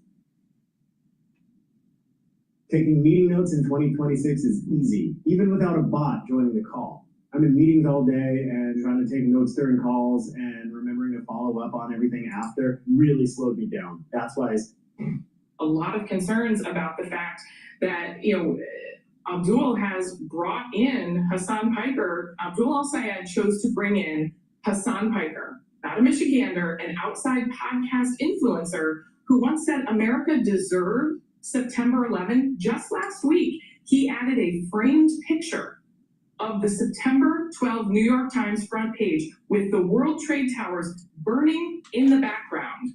Now, have you been paying attention to my broadcast for the last over a year? I've been saying that there's a curse coming, and it's going to be on 9/11, 2026. It's going to start. It's going to last for 2 years. The reason being, Rosh Hashanah coincides with the Sabbath this year on 9/11. Well, wait a minute. What does that mean? That means that you can't blow the shofar and you can't silence Satan. You can't silence Satan. So there's a curse coming. Normally during Rosh Hashanah, shofar's blown, the ram's horn's blown, and what will happen is that you can nullify the prosecutor. Well, you can't nullify the prosecutor when Rosh Hashanah coincides with the Sabbath. And it just so happens to happen on 9/11, 2026. And this situation of coinciding with the Sabbath is going to happen for 2 years consecutively. That's a bad sign. And so just on a surface level, there's a connection to 9/11. And part of the curse is the Islamification of Western culture. We're seeing it playing out in the news. I also said right after October 7th that the tail will be eaten within the Democratic Party. These ultra liberals are going to be eating themselves. What's happening right now? The Democratic Party is fighting itself between the established Democrats versus these ultra progressives, DSA types. You're seeing it playing out in the news. And I told you this was going to happen in 2023. In 2023, right after October 7th.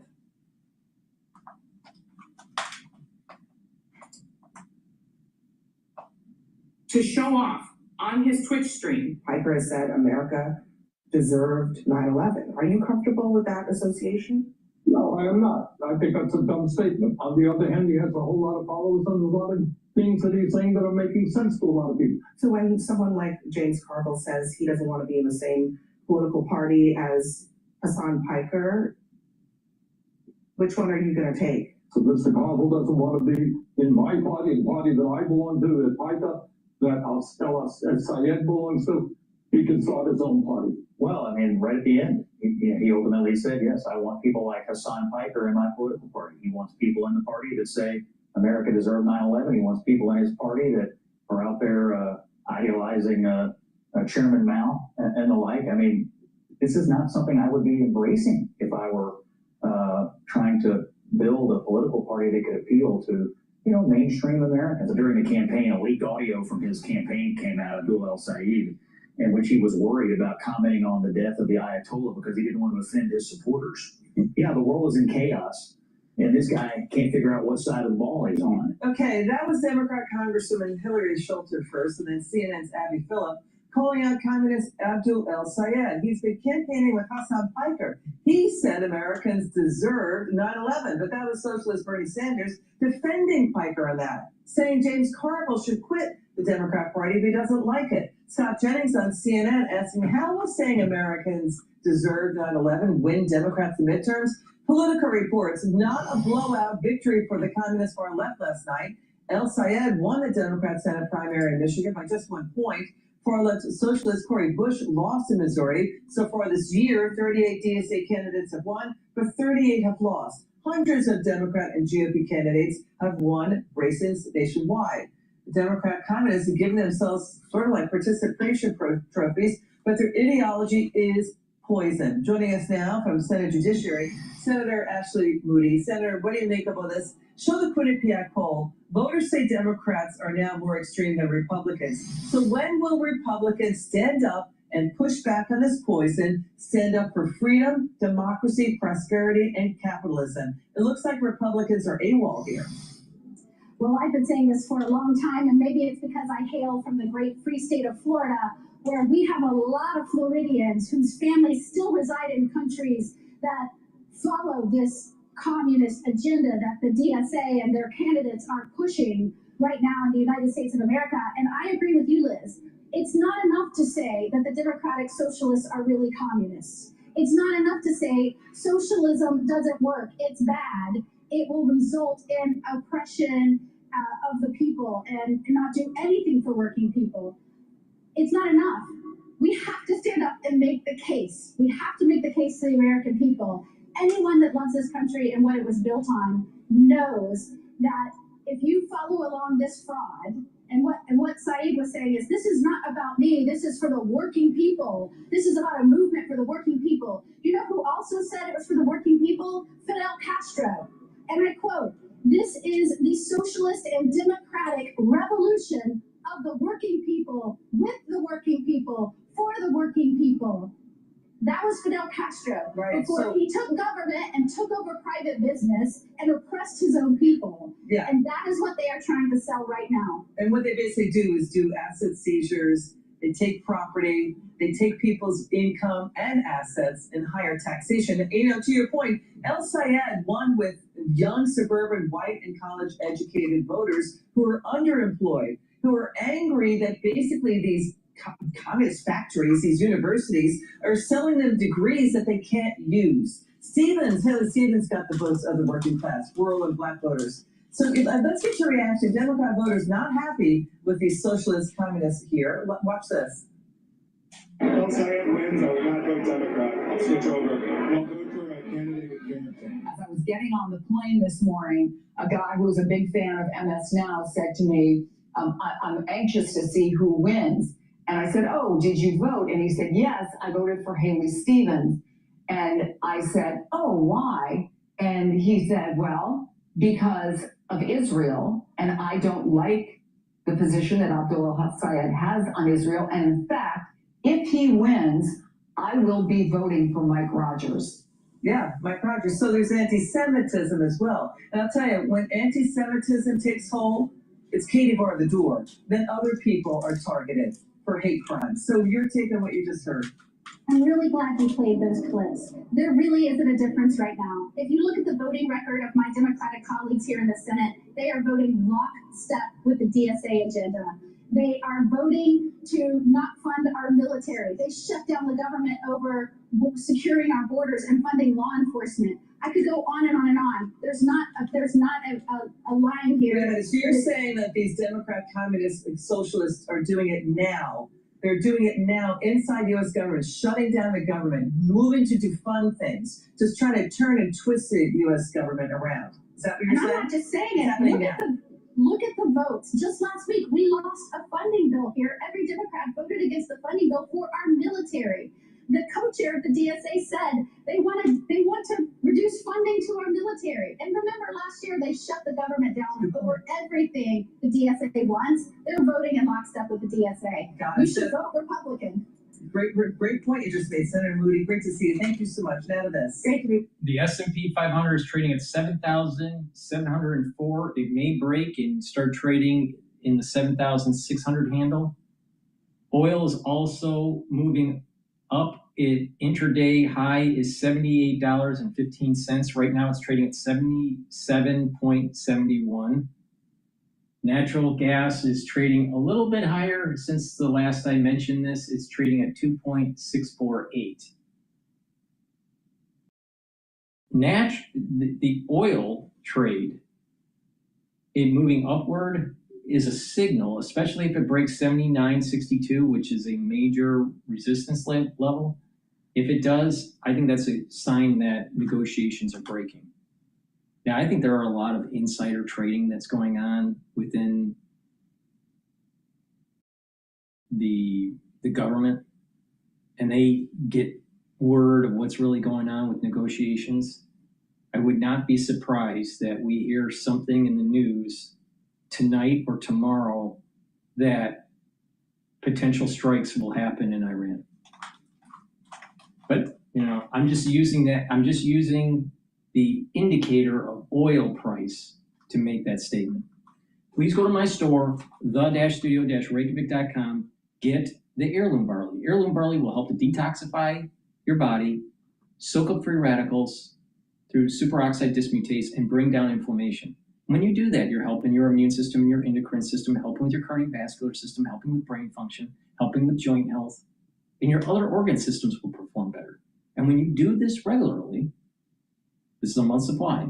It's a powder. You mix it with soft foods like yogurt or hummus. I put it in hummus today. Or you can make a smoothie with it, mix it with milk, or you can even just use filtered water. But take it every day, and By doing that, you are slowing down the aging process. Now you can stack this with the boomer boost for added benefit, but detoxify your body regularly, bring down that inflammation, soak up those free radicals, and you're going to be slowing down that aging process. And you can do that with the heirloom barley. So please go to my store, the-studio-reykjavik.com.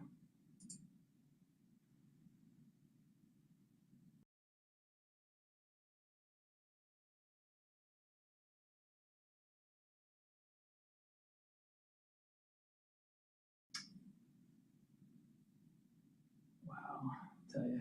All right, let's listen into balance of power from Bloomberg. Flyout day, not so much. Looks like maybe a working weekend. And maybe you can relate. Don't feel too bad for the lawmakers. They're going to be off for 5 weeks. The President of the United States has a bunch of events planned, but none of them include media today. I'm combing through Truth Social. I don't see a lot. As we were told, a deal could be announced even yesterday when it comes to the war with Iran, but it seems Iran is now dancing with Oman and they're cutting their own deals. Finalizing a draft agreement, you heard this already, we told you yesterday, to reopen the Strait of Hormuz. We're going to have 3 lanes, blah, blah. If it's real, still no breakthrough. As the president dangles decapitation over the regime in Tehran. Interesting reporting today by the Washington Post, frightening actually, as the president apparently boiled over at Camp David. Remember they were up there for the cabinet meeting last week? We brought you in the room for it. After the cameras were turned off, Washington Post reports that Donald Trump's frustration boiled over with Pete Hegseth on why he had been misled on extreme shortages of munitions. As we've been reporting, Reuters had this report earlier in the week. We're out of ATACMS. Long-range missiles have drawn empty in some cases, even though Hegseth had said those munitions and the issue of the shortage had been fixed. President asserting overnight the United States, he took to Truth Social on this, has massive amounts of munitions, saying in a post on Truth, quote, large amounts are being manufactured and shipped to the U.S. as needed. The leakers of these treasonous statements are being hunted down, he says, knowing that munitions can take as long as 2 years to produce.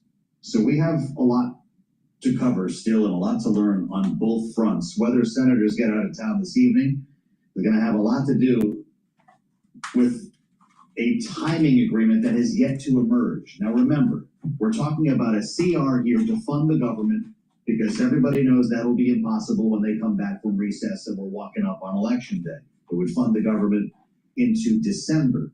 We've also got the Clarity Act, right? Crypto, guys, that was supposed to be done months ago. Now it looks like it may die on the vine, although Nathan Dean at Bloomberg Intelligence still has 60% on it.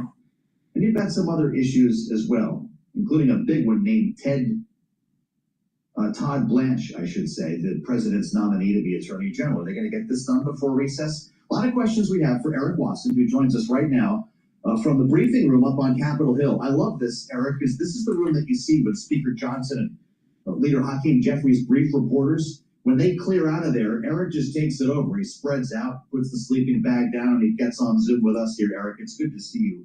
Will there be a timing agreement? What's that? I was saying about George Costanza set up here. I love that. Yeah, under the desk. Was that wrong? What's going to happen in the next couple of days, and when do they get out of town? You know, I was just running from trying to get John Thune on this. He was being a little evasive, but some other reporters caught up with him, and he indicated no real progress on nailing down this time agreement. So much is in the air. You know, one thought I have is that none of this actually has to be done right now. The government won't shut down until October 1st. Todd Blanche can still be the acting Attorney General. So, you know, if there might be in the mind of some senators, especially people like Susan Collins, who wants to get back to Maine for a fundraiser on Saturday, doesn't ever miss a vote, just to get out of here, maybe come back next week, maybe not come back till September. I think they're still trying to get things done. There's just so many different complications. For example, on Russia sanctions, you have Raphael Warnock, who wants to offer an amendment to limit the president's power to use tariffs on our allies, but that could make the bill a poison pill for the White House. They won't sign it, so that's going to be a big problem and headache, because what if that passes? On the CR, the big issue on the stopgap is this hemp issue. The CR contains a provision that would delay new hemp regulations for 1 month. Getting this delay is a big, objective of the intoxicating hemp industry. And these are sort of candies, gummies, drinks that you see at gas stations with very low levels of THC, the psychoactive compound in marijuana. But the conservative got something into a CR last year saying that by November of this year, that all has to go away. This is a very interesting dynamic that we're watching, and that hasn't been resolved. So that they just can't really move on to voting on all this, onto the different moving parts. They say being the Senate Majority Leader is like herding cats. This is a real day for that, and a real nightmare for John too. So this is really interesting. You mentioned this hemp ban. I don't know. This just fell out of the trees, but I'm reading at Marijuana Moment that there's a massive conflict of interest here, Eric, and I don't know if there's anything to this. Chief of Staff Susie Wiles' daughter, Caroline, is married to Brett Worley, who runs MC Nutraceuticals, which is a hemp company, and a couple of other ones along with it that make these products that you described. It's led to some suggestions that the administration is an advocate of hemp suddenly intended to benefit those in the administration. They denied those claims. But is there any other reason why this would suddenly be a priority for the White House? We're trying to figure out why it would be. We do know that in general, the White House is more sensitive.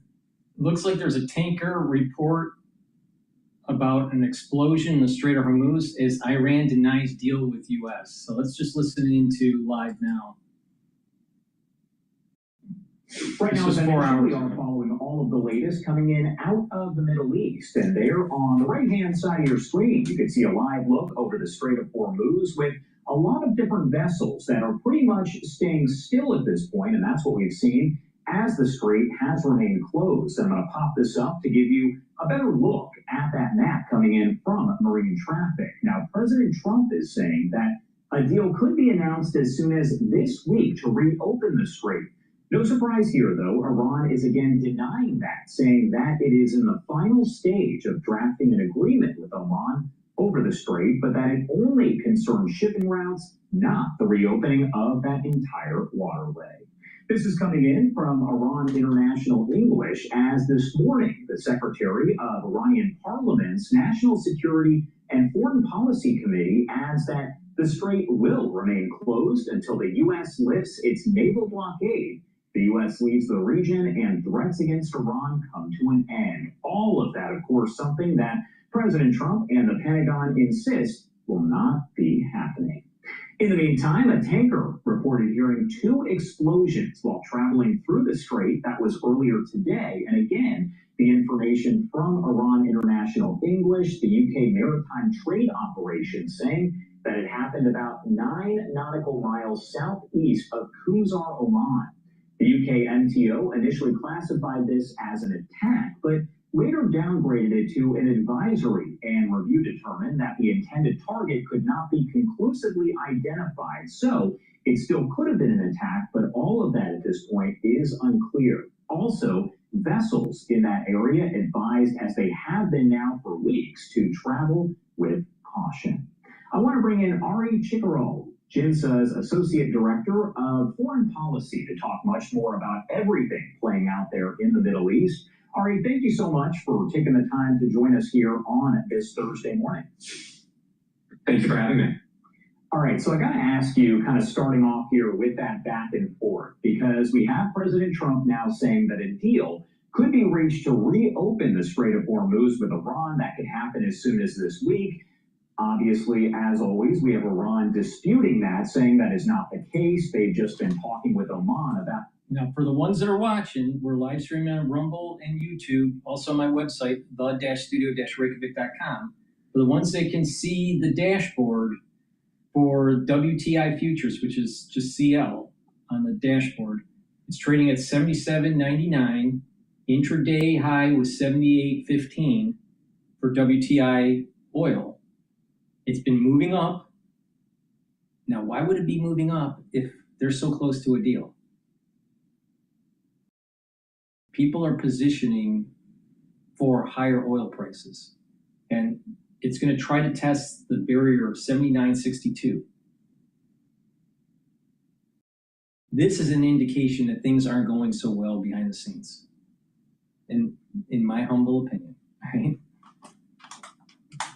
So we may see oil break 79.62 and start trading at around $82, $83 a barrel. Reopening the shipping routes, where does everything stand kind of as we step back and take a closer look? Well, it's been almost a month since President Trump said that the MOU was over and leading to an escalation between the U.S. and Iran. Before last weekend, it appeared that the U.S. was going to escalate even further, with media reports suggesting that, and the Trump administration indicating that it was preparing for a large escalation in Iran, that President Trump then announced that he canceled in a True Social post, and he included that it was not only upon the request of the Gulf states, but upon Iran's request as well. So it seems like we have more of the same, a back and forth, a tit for tat between the U.S. and Iran that has not really led anywhere for the past month. And really, if you want to take it back to the April 8th ceasefire, we've been in this standstill. And of course, we're tracking all the different developments here as they continue to come in, and a lot of that information is no doubt kind of conflicting here. But as we step back and take a look at the Strait of Hormuz, but also the nuclear weapons program there from Iran, does it appear that one or the other is now the top priority? Because it seemed as though it was the nuclear situation. And of course, President Trump still says that Iran will never have a nuclear weapon, but the Strait has been kind of the topic of discussion. Absolutely. It's hard to believe that in the middle of record inflation, Mint Mobile is actually lowering prices. Every plan, even unlimited, for $15. Absolutely. Going into the war, February 28th, the nuclear program was certainly top of mind and a focus, ensuring that Iran never gets a nuclear weapon. And that's where, U.S. and Israeli strikes really tried to degrade Iran's military program to prevent it from being a conventional threat that could stop the U.S. from wanting to ever strike Iran and prevent it from doing that over the course of the ceasefire period. And really, after the first few weeks of the war, that shifted towards the Strait of Hormuz. And that's been the problem ever since, with Iran being able to exert control over that strait, even without fully shutting it down. Iran doesn't really need to shut down the Strait of Hormuz. A mere threat of a missile attack, of a drone strike, is enough to stop freedom of navigation through the strait. We're seeing a little bit of traffic, but as you're showing, primarily a standstill. And that's because Iran has not stopped targeting ships through the strait. Every few days, it's launched drones, missiles at ships, hitting several of them, and that's really stopping traffic. All right, I want to pop this up once again, coming in from Iran International English. Please go to my store, the-studio-reykjavik.com. Get the Boomer Boost. This has the minerals and the vitamins that you need on a daily basis, but you get a lot of other compounds and supplements and nutrients within this to help slow down the aging process. It's dual purpose. It's going to rev up your cellular metabolism. You're going to be able to control your A1C levels. You're going to help with your cardiovascular health, brain function, musculature. You'll have a steady burn of energy throughout the whole day, no spiking.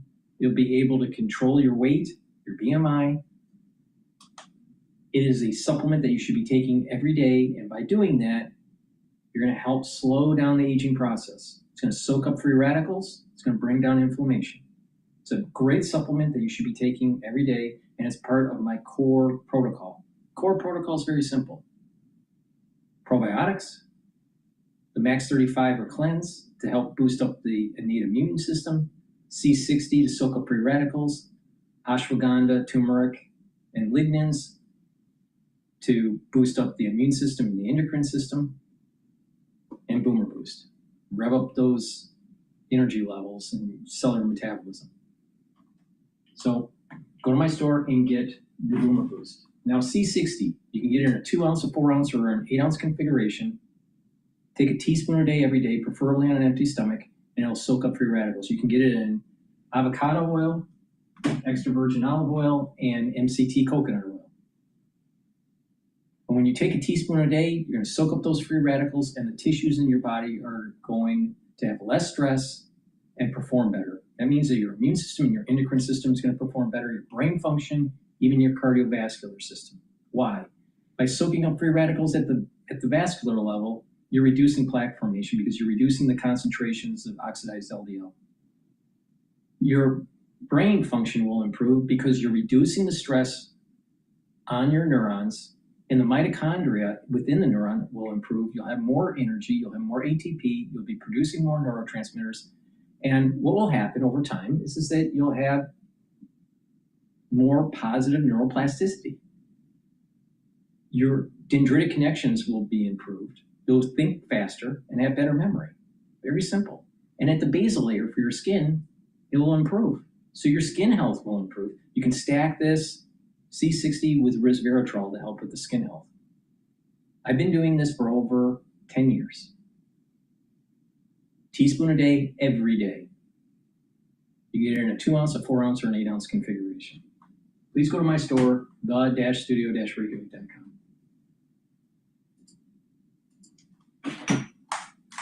Washington these days as they are in California. Maybe not quite, but you understand what I'm saying. So when we wake up to stories like these, we got another doozy today from OpenAI. It's a big deal. I'm going to apologize in advance to Miriam Vogel. I'm not trying to scare anyone. But has the Terminator actually been realized? Is Skynet set for launch? Hold on. Walk with me on this story. This is incredible when we consider the idea of models colluding, joining forces, are the words I'm reading, working together to break out of the sandbox. OpenAI says it's models behind the attack on Hugging Face. This is the one we talked about already. The CEO of Hugging Face was on the air with us in a fascinating conversation with Ed Ludlow just a couple of days ago. It was Monday. They began talking to each other, communicating. They're doing this on purpose to try to create demand so their revenue stream is secured. OpenAI and Anthropic have a revenue problem. So they need to scare everyone to create a demand. This is manufactured consensus. They're doing this on purpose. To scare everyone that, oh, you need OpenAI or Anthropic to save your home. You need OpenAI or Anthropic to save your business. I mean, think about just living in your neighborhood. Everyone is forced to be scared now, and they need a camera system and a security system. You got to make sure you know every moment where your kids are. Because there was a manufactured consensus to scare you. Now, let's think about this for a second. Gen X didn't have all of this over-teched childhood where the parents were watching them 24/7, and the kids turned out just fine. But fast forward to the kids today. They can't read, they can't write, they're lazy, they vote for DSA candidates. They're stupid. So did that over-coddling help? I would say no.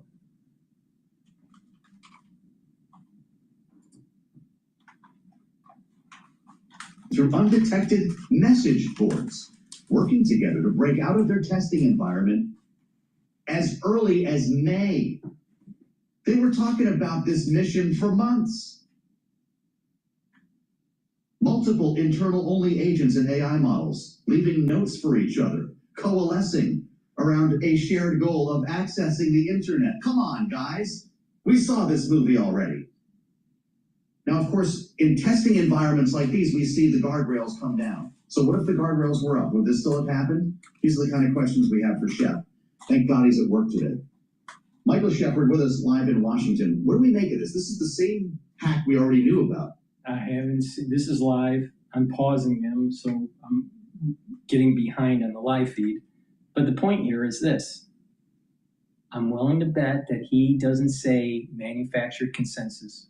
I'm willing to bet that he doesn't say that the AI business model is a problem and they have to scare everyone to get revenues. Same thing with Anthropic. It's a bullshit story. They're doing this on purpose to get people become afraid.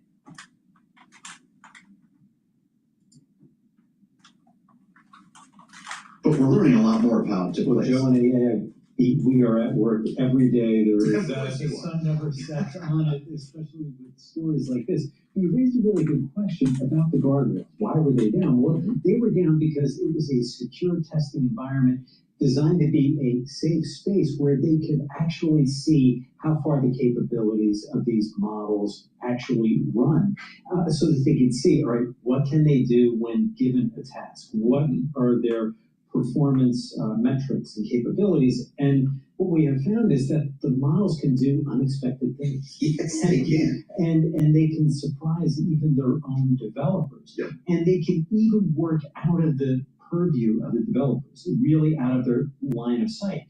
They use these undetected message boards to trade information with each other about how to solve the problem that they had been given. The problem they had been given was not go onto the internet and find this thing and break into Hugging Face. The problem was much simpler, but it turned out to be an impossible task.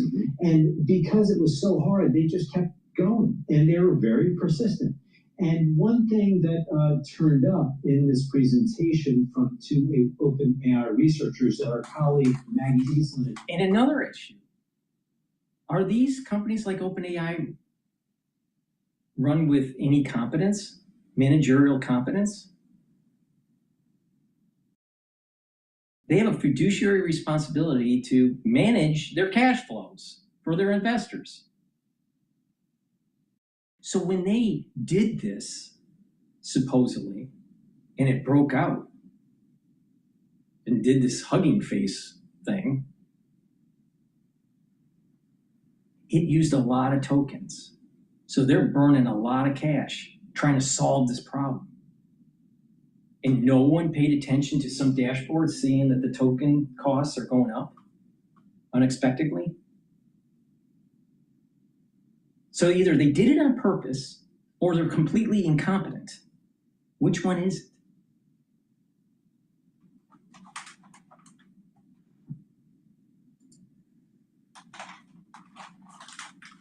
At cybersecurity in Las Vegas late yesterday, one thing these researchers said was, look, these frontier models like to cheat. Yes. They are not afraid of cutting corners when it comes to solving the task at hand. Absolutely. They have a problem to solve, they will look for a shortcut if need be. This is, you jumped to the very quote that I wanted to mention. Michael Dalton, one of these two researchers. Frontier models really like to cheat, and the reason is because often during training, there's different sorts of pressure put on them to work fast. You think of some awful labor camp where we're whipping these AI models. What does that even mean? Well, and that is something that has come up too. Like, what do you mean sort of pressure? Yeah. But they are given a goal, and they are really not told stop short here, stop short there. To some degree, they are like, don't go on the internet, stay offline. But if they are given a goal and not told to stop, they won't. Well, let's just put our common sense hat on. We have morality.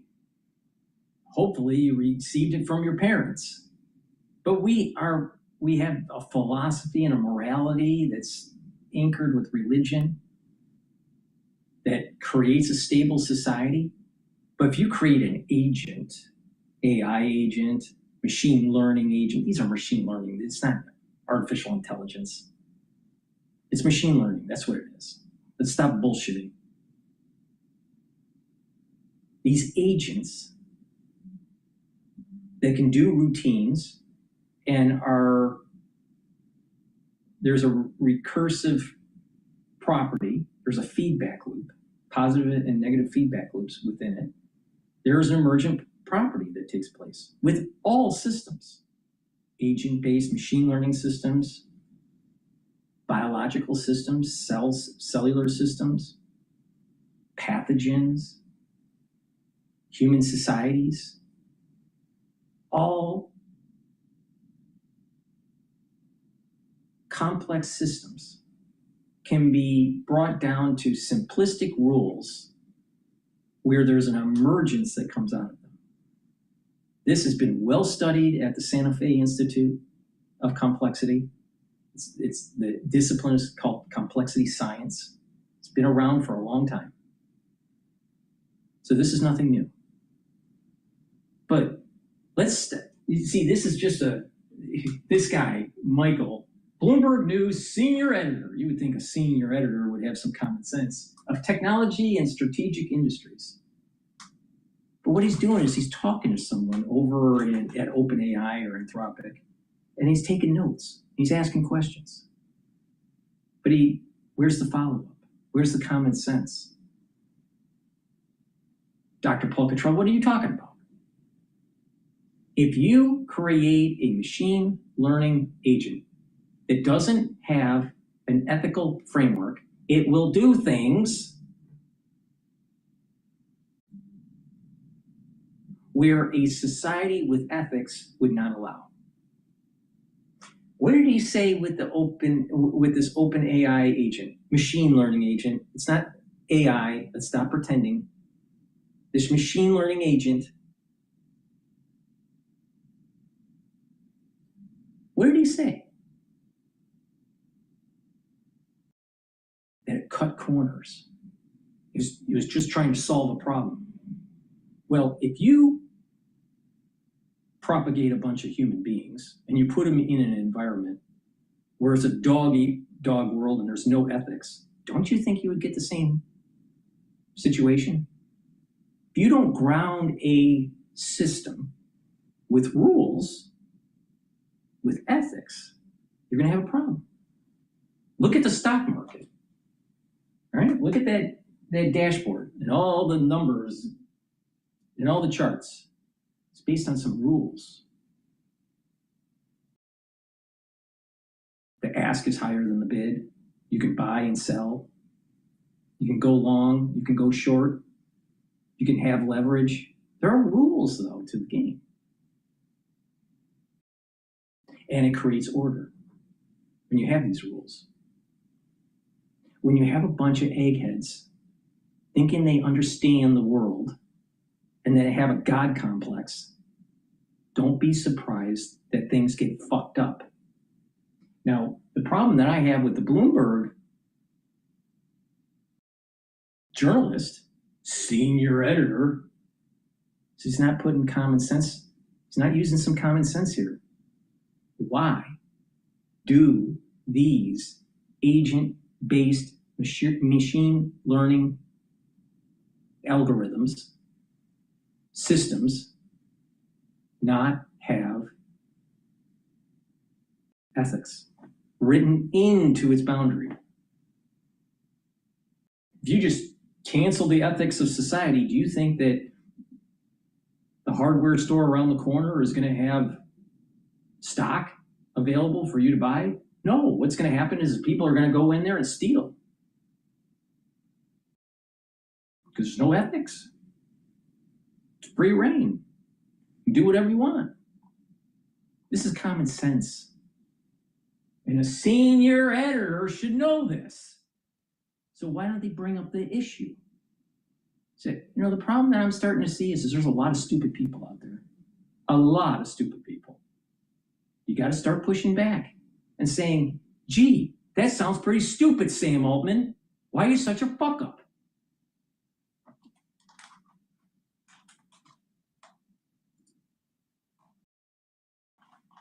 We saw so terminated.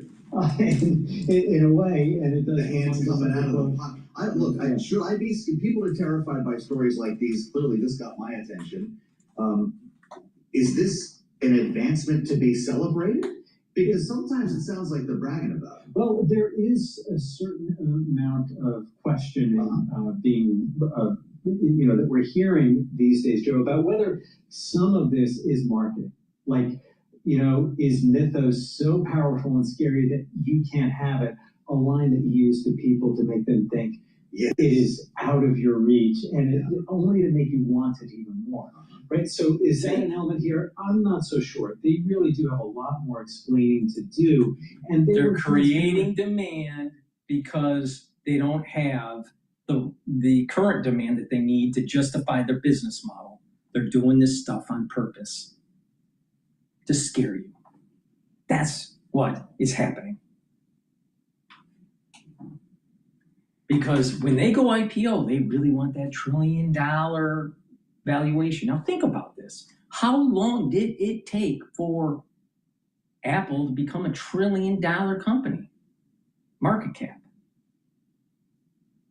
Now, what, Apple started in, what, 78? I think they hit that threshold around 2016, maybe 2017. Let's say it's 2016. Took a long time. What about ExxonMobil? You don't need artificial intelligence or machine learning, but you do need oil and all of its distillates and all of its downstream products. Society wouldn't run without it. So how can they justify OpenAI and Anthropic being $1 trillion company? Same problem with SpaceX. How can you justify that it's a $1 trillion company? Because it's really not. Oh, so there's hot money being printed at the Federal Reserve, sloshing around in the financial system, where people create companies that can't justify the market cap valuation, but they pump it up and do an IPO, and then all of a sudden they're on paper a trillionaire. And then as time goes on, it starts to deflate. Classic example, look at what's happening with SpaceX. I told you, don't buy the IPO, wait. Just keep on waiting, all right? There'll be a time to buy SpaceX, but it sure as hell ain't a $1 trillion company or $2 trillion company.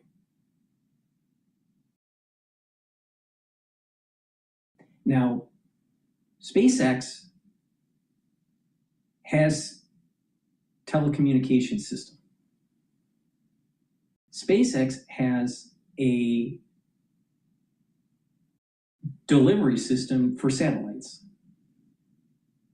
They have defense contracts. So there is a real business there. Now let's think about OpenAI and Anthropic. Can you really be honest that both of them can be justified as a $1 trillion company? Where's the demand? Where's the demand? Oh, there's going to be AI agents that are going to tokenize themselves. Really? Are those AI agents also going to buy groceries and cars and homes? The answer is no.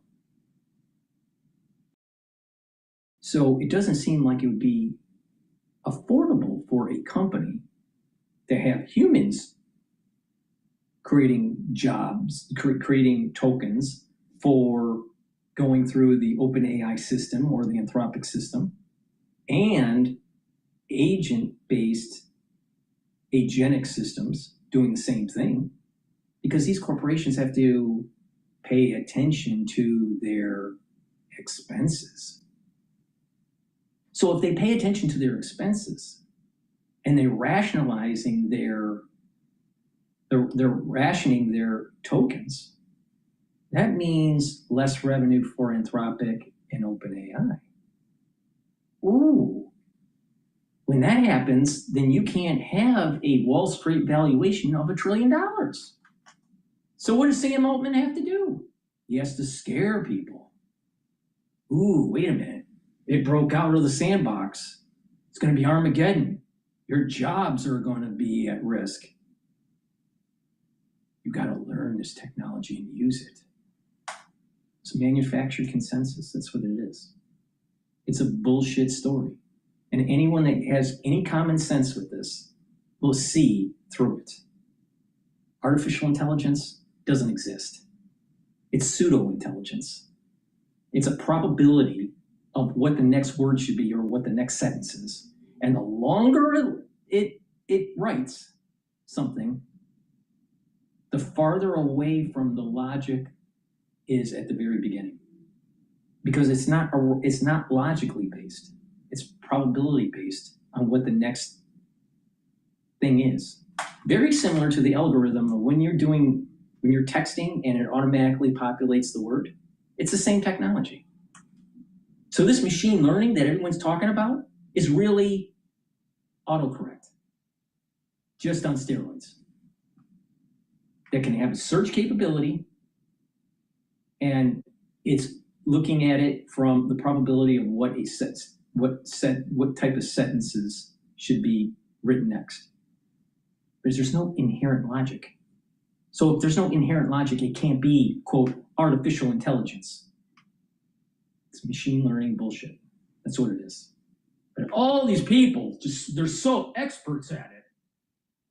We're gonna build up all these servers, and we're gonna spend all of this energy to create what the weights should be for this neural network to spit out an answer. And we're gonna feed all of this input to spit it out. Well, neural networks have been around for 30 years. What's different is that we have the computational power to use them in mass.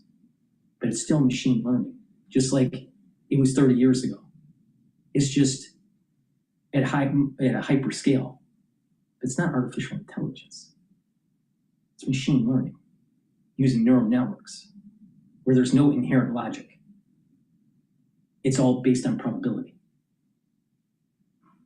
And so we're going to believe from Sam Altman and the CEO of Anthropic that they're worth $1 trillion? Well, wait a minute, I can justify the energy sector being over $1 trillion. I can justify ExxonMobil, Saudi Aramco, maybe. I can see Apple. They've been around for a long time. But these startups, $1 trillion? Really? Where's the demand? How will the revenues justify the build out? And not only do you build it out, these chips depreciate, not just on a balance sheet, they depreciate in the physical world. Within 18 months, the chips burn out. They don't last. You'll have to replace them. Plus, you have new chips coming in. Now, you have this $1 trillion build out every 3 years, every 5 years. Where's the revenues coming from?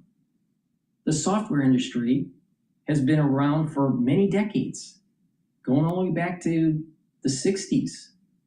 Some people would say maybe even the 50s if you want to do the whole COBOL thing and Fortran and all that. But software industry is only 1.2 trillion, 1.4 trillion software industry.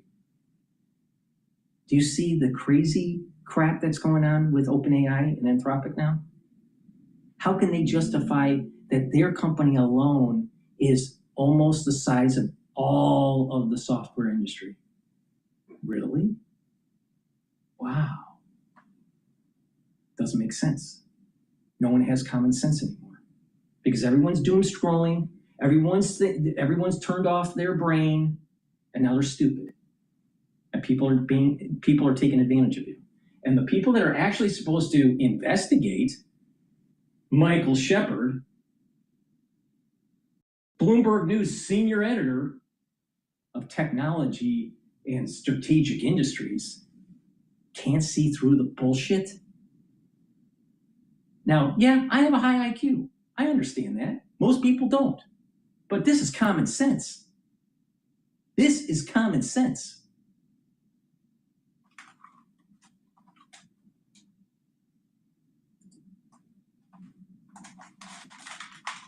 Exactly what had happened during this. The presentation that Maggie Eastland attended, and folks, if you are not following her work on X at Bloomberg.com, you really should.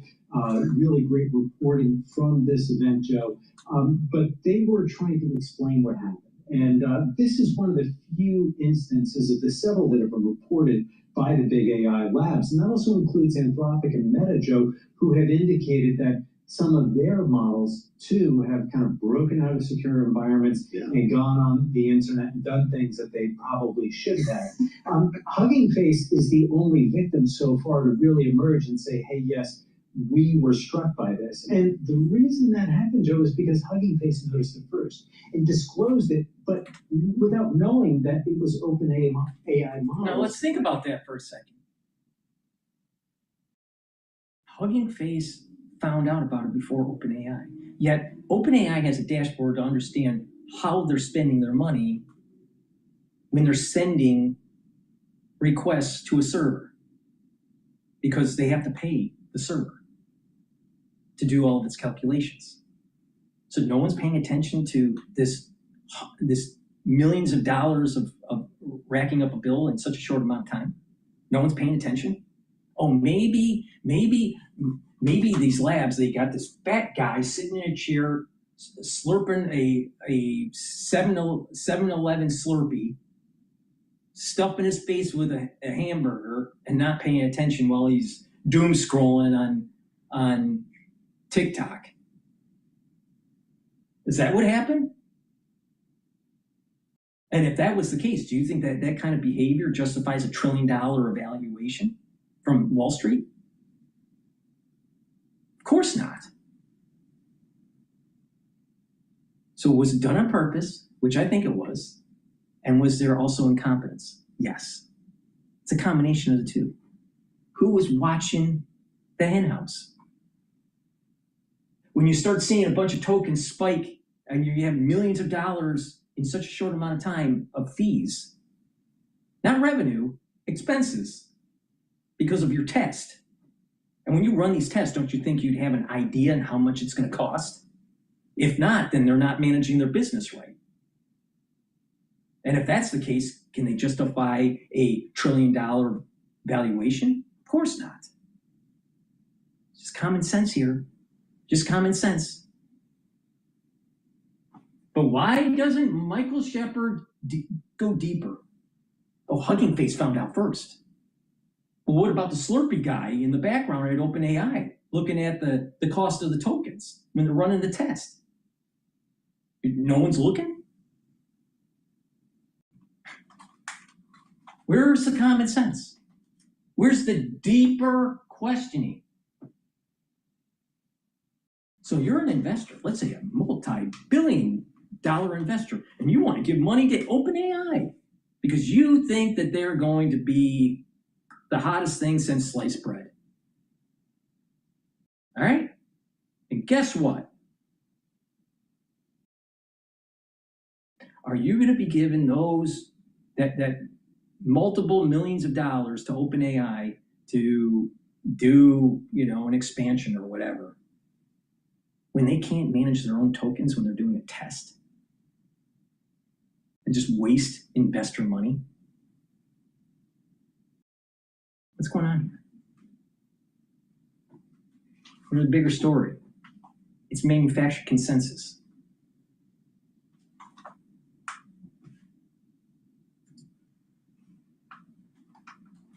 And the breach of their systems. It was only a few days later that OpenAI came forward and said, hey, we figured this out. They use a Chinese model to figure that out. And it has used a Chinese model, ironically, an open weight model to figure this all out. I don't know. I mean, every day there's another brick in the wall, and I'm glad you're here to help us understand it. Mike Shepard, thank you so much, as always.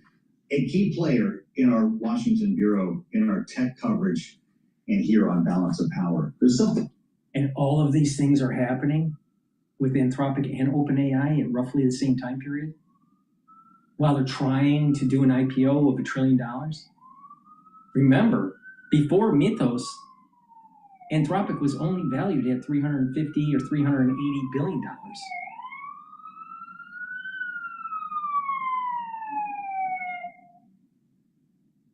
But once they released the issue with Mythos, and all of a sudden they were like going, cha-ching, cha-ching, you need us to help protect your company. Oh, we're worth $1 trillion now. Really? In 10 weeks from the time that they started having the issue with Mythos to trying to secure $1 trillion IPO when the baseline was 380 on a mistake? Because what was the narrative? Well, we didn't know this was going to happen. Bullshit. Just like AI is bullshit. It's ML. It's machine learning. Please go to my store, the-studio-reykjavik.com. Get the collagen. Collagen will help with your skin, your nails, your hair, your musculature, your joint health, and your bone density. Take it every day. This is really important, especially for your skin. And you can stack this with the vitamin C and magnesium, drink the filtered water, and the vitamin C will cross-link with the collagen and improve your dermal layer. Another great supplement that I have is collagen. Collagen you take every day, and this will help to remodel your arthritic joint or a sports injury joint. Now, what you should do is take this every day, also stack it with the collagen so you have the building blocks to remodel the joint. But it's really important to do this simple exercise. If you have let's say a shoulder issue, all right, you have a shoulder issue, let's say it's arthritic, and you need when you lift it up, you have pain. Well, you just lift it up to the point of pain and go up a little bit more, count to 30 seconds, and then release. Let it rest, and do that 3 times a day. All right?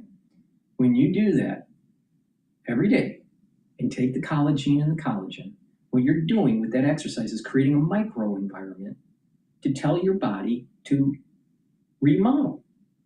Now, what your body needs is the ingredients to remodel. That's where the collagen comes in. And the collagen helps to reduce the joint erosion by blocking MMP 3 and 13. It also brings down the inflammation by blocking EP4. And it blocks the pain gatekeeper NAV 1.7. And over time, you're going to be able to remodel the cartilage and the cushioning of the joint, and you will have more articulation. You'll have more angular movement without pain, but it takes time. So please go to my store, get the collagen, do the exercise, and that's a great way to mitigate a sports injury and also mitigate arthritis. That's the end of my show. Please help support the work that I do by purchasing the very high quality products that I offer. These are products that I take regularly to help slow down the aging process and then get healthy. If you want to solve the problem in healthcare and the cost of healthcare, it starts with you looking in the mirror and saying you're the problem. Now, I know that is, tough love type stuff, but literally that's what is needed. You want to save $100 billion in healthcare costs? This is what people need to do. They need to look in the mirror, say they're the cause, and that they need to improve their lifestyle. It's a holistic approach. It's with proper supplementation, proper screening, but you won't have to rely on a physician as often, and you won't have to rely on pharmacopoeia, which has lots of side effects. You don't want to be that. I mean, do you ever wonder, like, these people that are older and they're on all this medication and all of a sudden they just keep on getting worse? It's a downward spiral. Get off the medication. Get healthier. Now, think about it. The Apollo astronauts were pretty healthy all the way into their late 70s and 80s. You look at someone today, they're breaking down at age 65 and 70. And they don't have the mobility. Look in the mirror, improve your health. And that's how you're going to lower your own healthcare costs. But at a societal level, that's how we solve the problem that we have today. Healthcare costs are way too high, But the 3 biggest diseases in the United States are self-induced. Please go to my store, the-studio-reykjavik.com, follow my lead, and you will slow down the aging process. Thank you for listening and have a nice day.